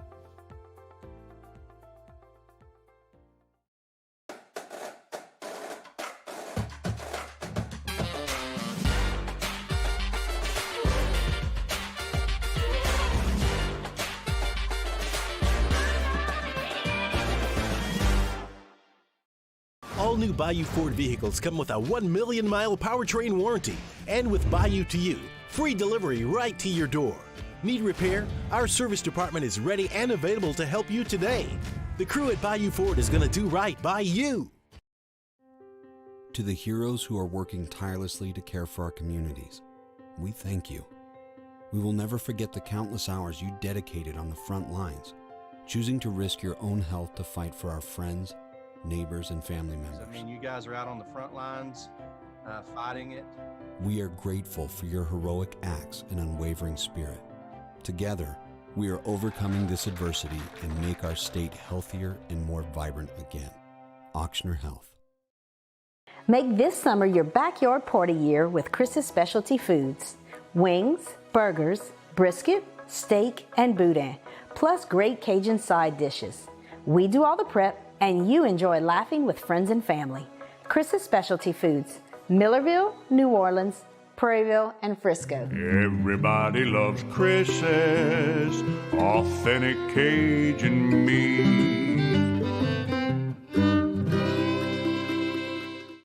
Yo, Jake here for Patient Plus Urgent Care Clinic, the place that's going to be convenient for you during an inconvenient time. Look, you hear me talk about my four boys all the time, and sometimes things like stitches, well, they happen. And in fact, they have. And Patient Plus is always taking care of us, just like they'll do the same for you. And now with 7 convenient locations across the Baton Rouge area, open from 9 a.m. until 9 p.m., 7 days a week. And also at PatientPlusUC.com, you can sign up for your appointment on the way to the clinic. That's Patient Plus Urgent Care Clinic. Get in and get better. Hey, it's Matt Moscona inviting you to join us for Thursday's AFR, presented by the Aesthetic Medicine and Anti-Aging Clinics of Louisiana.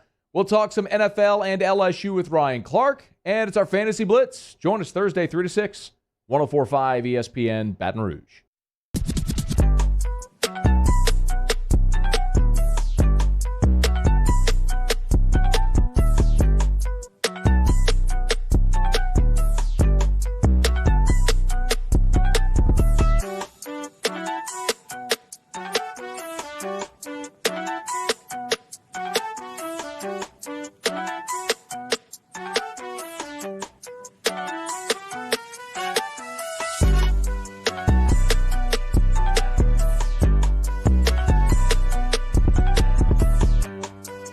OTB OT with Hester and T-Bob on 104.5 ESPN Baton Rouge and 94.7 ESPN Alexandria.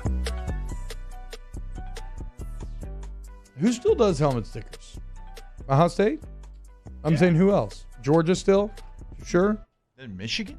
Is Georgia still doing Michigan? I don't think they used to do bones, right? Georgia was like known for them back in the day. Yeah, they used to do the bones. Do they do them anymore? I'm trying to think if I've seen any bones in Kirby Smart's program. Did Florida State get rid of them? I knew they were. Yeah, they were another big one, Danny. I don't know, man. Did helmet stickers kind of go away? They go away? In Little League, I mean, I thought it was like in high school even. I thought it was like the coolest thing ever. It was like such an immediate. It was very primal, right? It's kind of like, I guess, if you were on some ancient battlefield, some dude's got like a necklace with like a bunch of ears on it. You're like, damn, look at all the people that guy's killed. Yeah. Like when somebody would show up and like their helmet's just covered in stickers, you're like, whoa, dude. Yeah. This guy makes plays. Look at him. I loved it. Ohio State still does the helmet stickers, and they can fit 45 stickers on each helmet, and they are not passed out in a loss regardless of how well you played in the game. Yeah, we had that debate on the LSU Football Podcast. Great job, which everybody should listen to. It's absurd and very fun. But my buddy Alex was talking about how I can't remember which coach we were talking about, but they were the coach was talking about how they don't give out players of the games after a loss. And Alex was saying, "Oh, that's a little maybe a little meatheady or a little old school or something." But I don't know. I mean, I kind of agree, right? Like, you can't be giving out players of the games after a loss, right? No, I mean, those think meeting so. rooms would be so awkward. Like, what are you supposed to do? You're not going to cheer for anybody. No, I mean, you're in there to watch film about the game you just lost. So I agree with the no helmet stickers after a loss. Yeah, I'm with that. It looks like Michigan still does them. Clemson still does them. Oh, wow. Never think about Clemson doing it. I think Florida State does. Danny, I know you asked. I'm trying to find. Does UGA, because they were a big one. And under Mark Richt, the dog bones were a very big deal.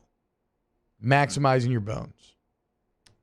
Maximum. Stanford does some helmet stickers. Yeah, it doesn't look like Bonage. Georgia. Georgia still does that. Wow. Apparently, UL Lafayette had a pepper sticker at one point. Okay. I don't remember that. It looks like apparently at Spicy. one point Ole Miss had a shark. I still don't think any of these were as cool as my high schools. We were the Spartans, and so we did swords. Yeah. How tight was that? Florida State had tomahawks. I thought that was Okay, that is tight. Good call, Danny. Did anybody watch Star Wars Visions yesterday at all? I don't even know why I hang out with y'all sometimes, dude. I swear. Y'all suck. You want to talk about the NFL this weekend? Yeah, I can't talk Star Wars, so yeah, let's go. That's your fault, dude. I didn't say it wasn't. You have kids that love it. And yet, I guess you hate your kids because you refuse to watch it with them. It's a sad, bad parenting move, and I hope you're sad about it. But when you lay your head down at night, you feel guilty about not encouraging and enjoying your kids' passions alongside them. You think I want to watch Shark Dog? Huh? You give a damn about the little hybrid puppy shark thing that runs around and barks and bites stuff and gets into mischief? No. But I watch it because my daughter wants to. Zig and Sharko's in my repertoire as well, but Star Wars is not one that I've picked up. And it's only to be fair, like my oldest likes it, my 9-year-old loves it, my 8-year-old hates it, and my 5-year-old has no idea what's going on. Yeah, exactly. 2 of 4, 50% of your kids do. Yeah, my son loves the Chiefs. I'm not trying to watch the Chiefs. Well, okay, perfect, because you're going to watch them this Sunday. Yeah, I will. Chargers at Chiefs, noon on Sunday, Jake. That's a big boy.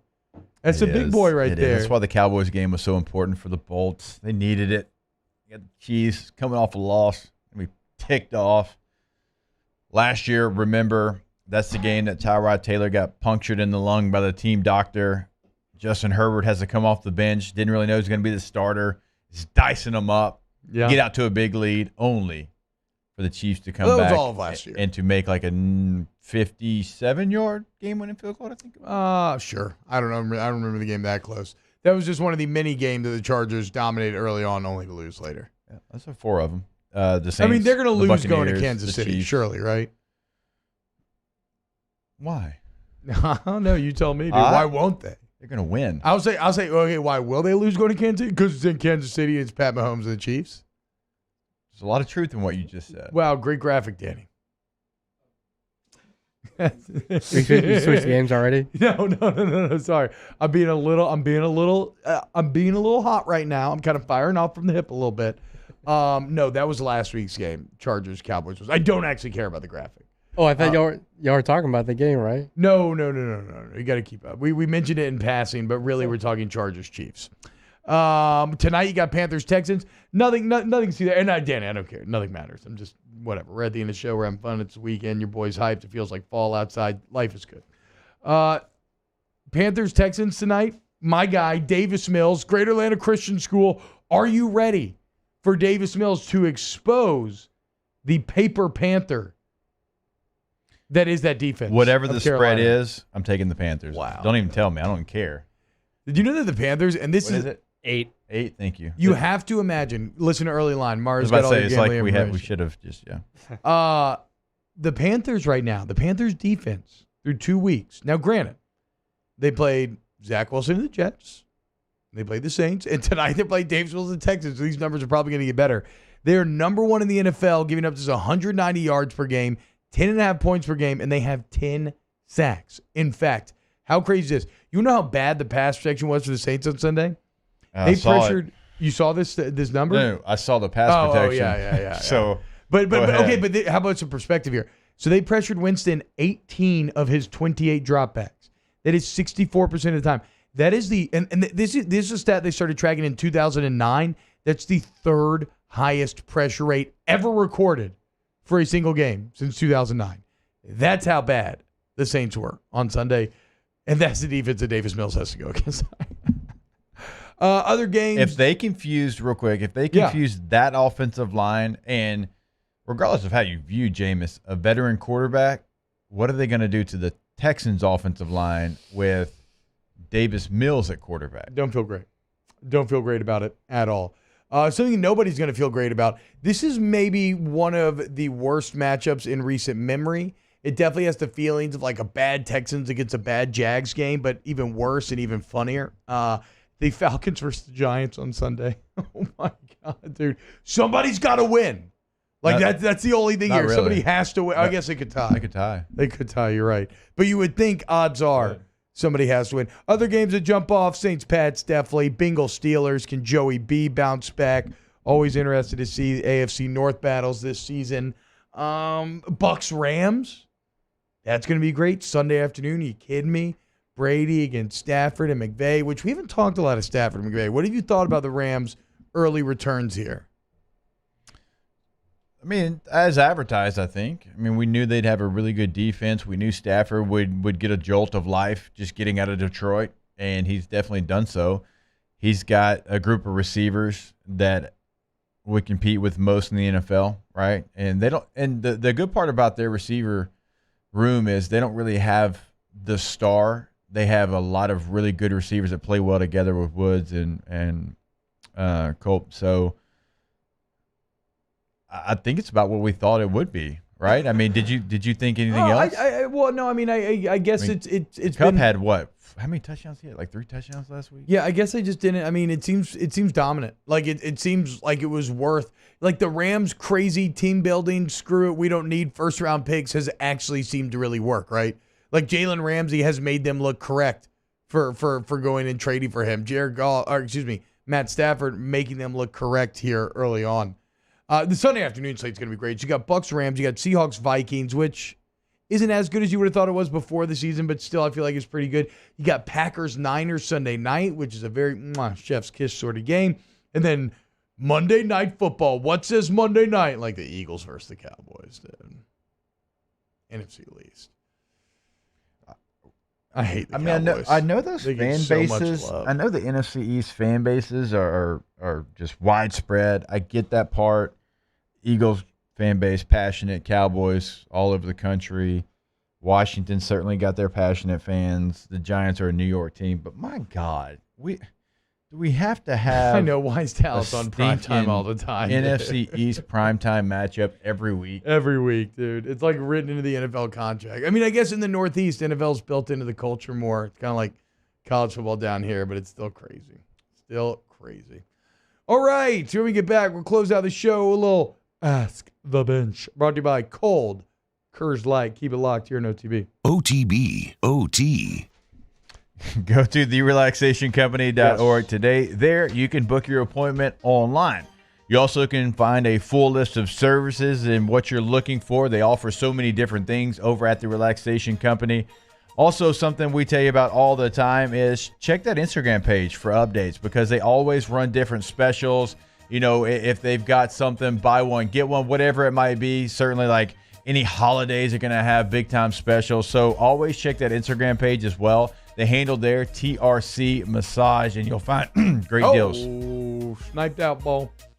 Do they do foot massages? Of all the people to call somebody out on a cough, go ahead. Oh, I wasn't. Go ahead. Oh, wow, okay. It sounds like you need to relax. I'm going to go into Pelican Point and Gonzales and go to the Relaxation Company. Look at it. That's your beautiful back being massaged up there on the screen. You going to make it happen again? Go to the Relaxation Company today and do what Jake did. Go lay on the table.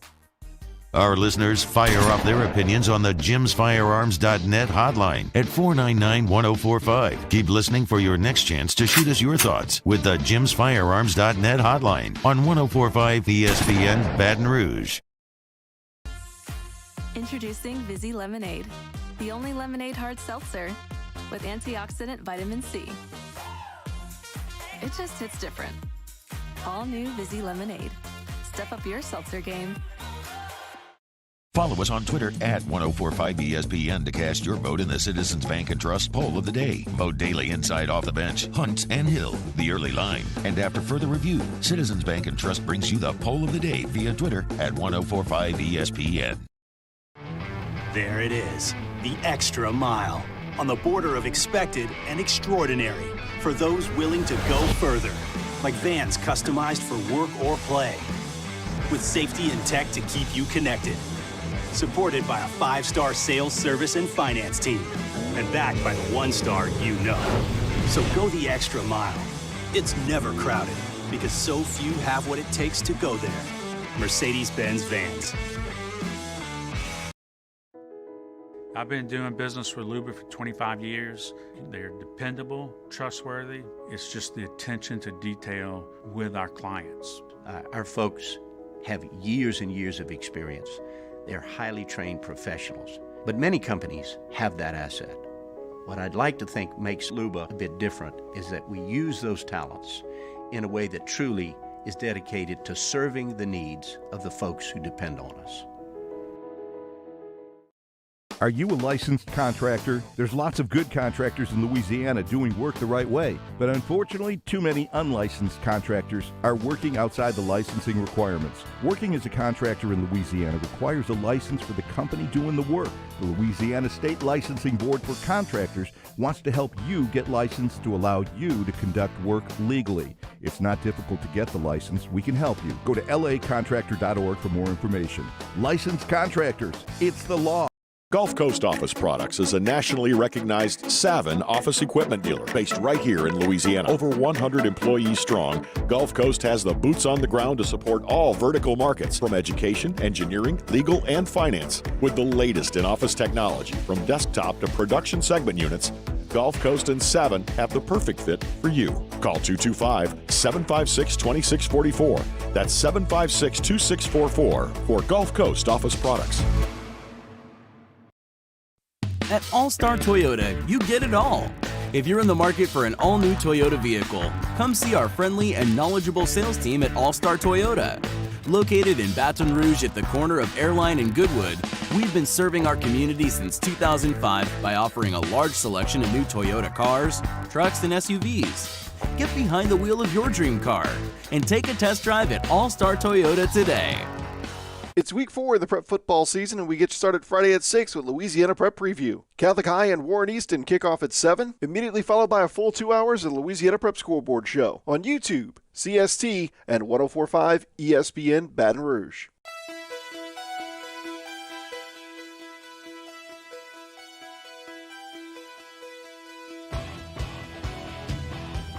OTB OT with Hester and T-Bob on 104.5 ESPN Baton Rouge and 94.7 ESPN Alexandria.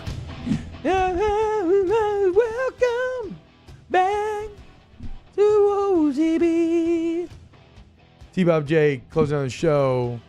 Right now it's time for a little Ask the Bench. Brought to you by Cold Curse Light, Vizzy, Hard Seltzer, and Blue Moon Light Sky Citrus Sweet. Jimmy Magoo, hashtag Ask the Bench. You have to have one plane at all times. Cocoa Melon or Baby Shark. Cocoa Melon, and it's not even close. DJ Shark. Yeah, I mean, no. Horrible. For I'm saying DJ. Baby Shark. Good Cocoa shark. Melon has earworms. Baby Shark is ear cancer. It looked really cool when the Nationals played Baby Shark when they went to the World Series and the whole stadium was jamming to it. No, I mean, cool moments, sure, but like at least with Cocoa Melon, you're getting some variety. You mean Baby Shark.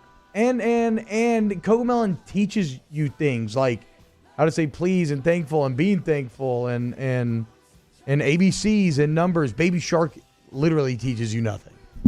More culture. How to say shark. Yeah. Exactly. Baby shark. Yeah, I guess. I asked the bench, do you say GIF like GIF or GIF like GIF? GIF. You say GIF? I say GIF also. I say GIF. Thank you, Danny. Jesus Christ. Giraffe. Freaking people I work with, dude. Literally the person who created GIF said that's how you say it. I know. You think it changed my mind? Authorial intent doesn't matter when society deems that it should be something else. It's like so you're a follower. That's cool. It's like the guy who invented Follow the crowd, cornflakes Bo. didn't mean to invent cornflakes. I think he was trying to make like chips or some crap, and then he invented cornflakes. And cornflakes are terrible unless you put sugar on them. Yeah, exactly. Frosted Flakes. It's all, it's all. Yeah, Frosted Flakes are better. Yeah, duh. Obviously. But Frosted Flakes are cornflakes. All right, so your name is T-Bob. Yeah. So if somebody said, nah, I don't like that, I'm going to call it something different, you're okay? If society deemed it as a whole, then yes. Yeah. T-Boob? Here, let me give you this birthday gift.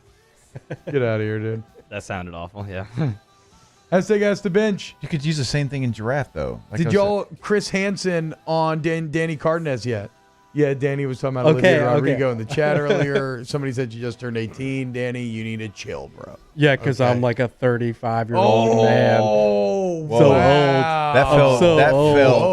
That felt like an attack. That was an attack. You're 35. They're trying to, y'all are trying to attack me. Oh, my God. Y'all are trying to attack me. Danny, dude. Look, I know we upset you by stating the facts I'm 36. about Australian rules football, but there was no need for you to do Jake like that on the way out. Yeah, man. No, I didn't do anything to you. That is so rude.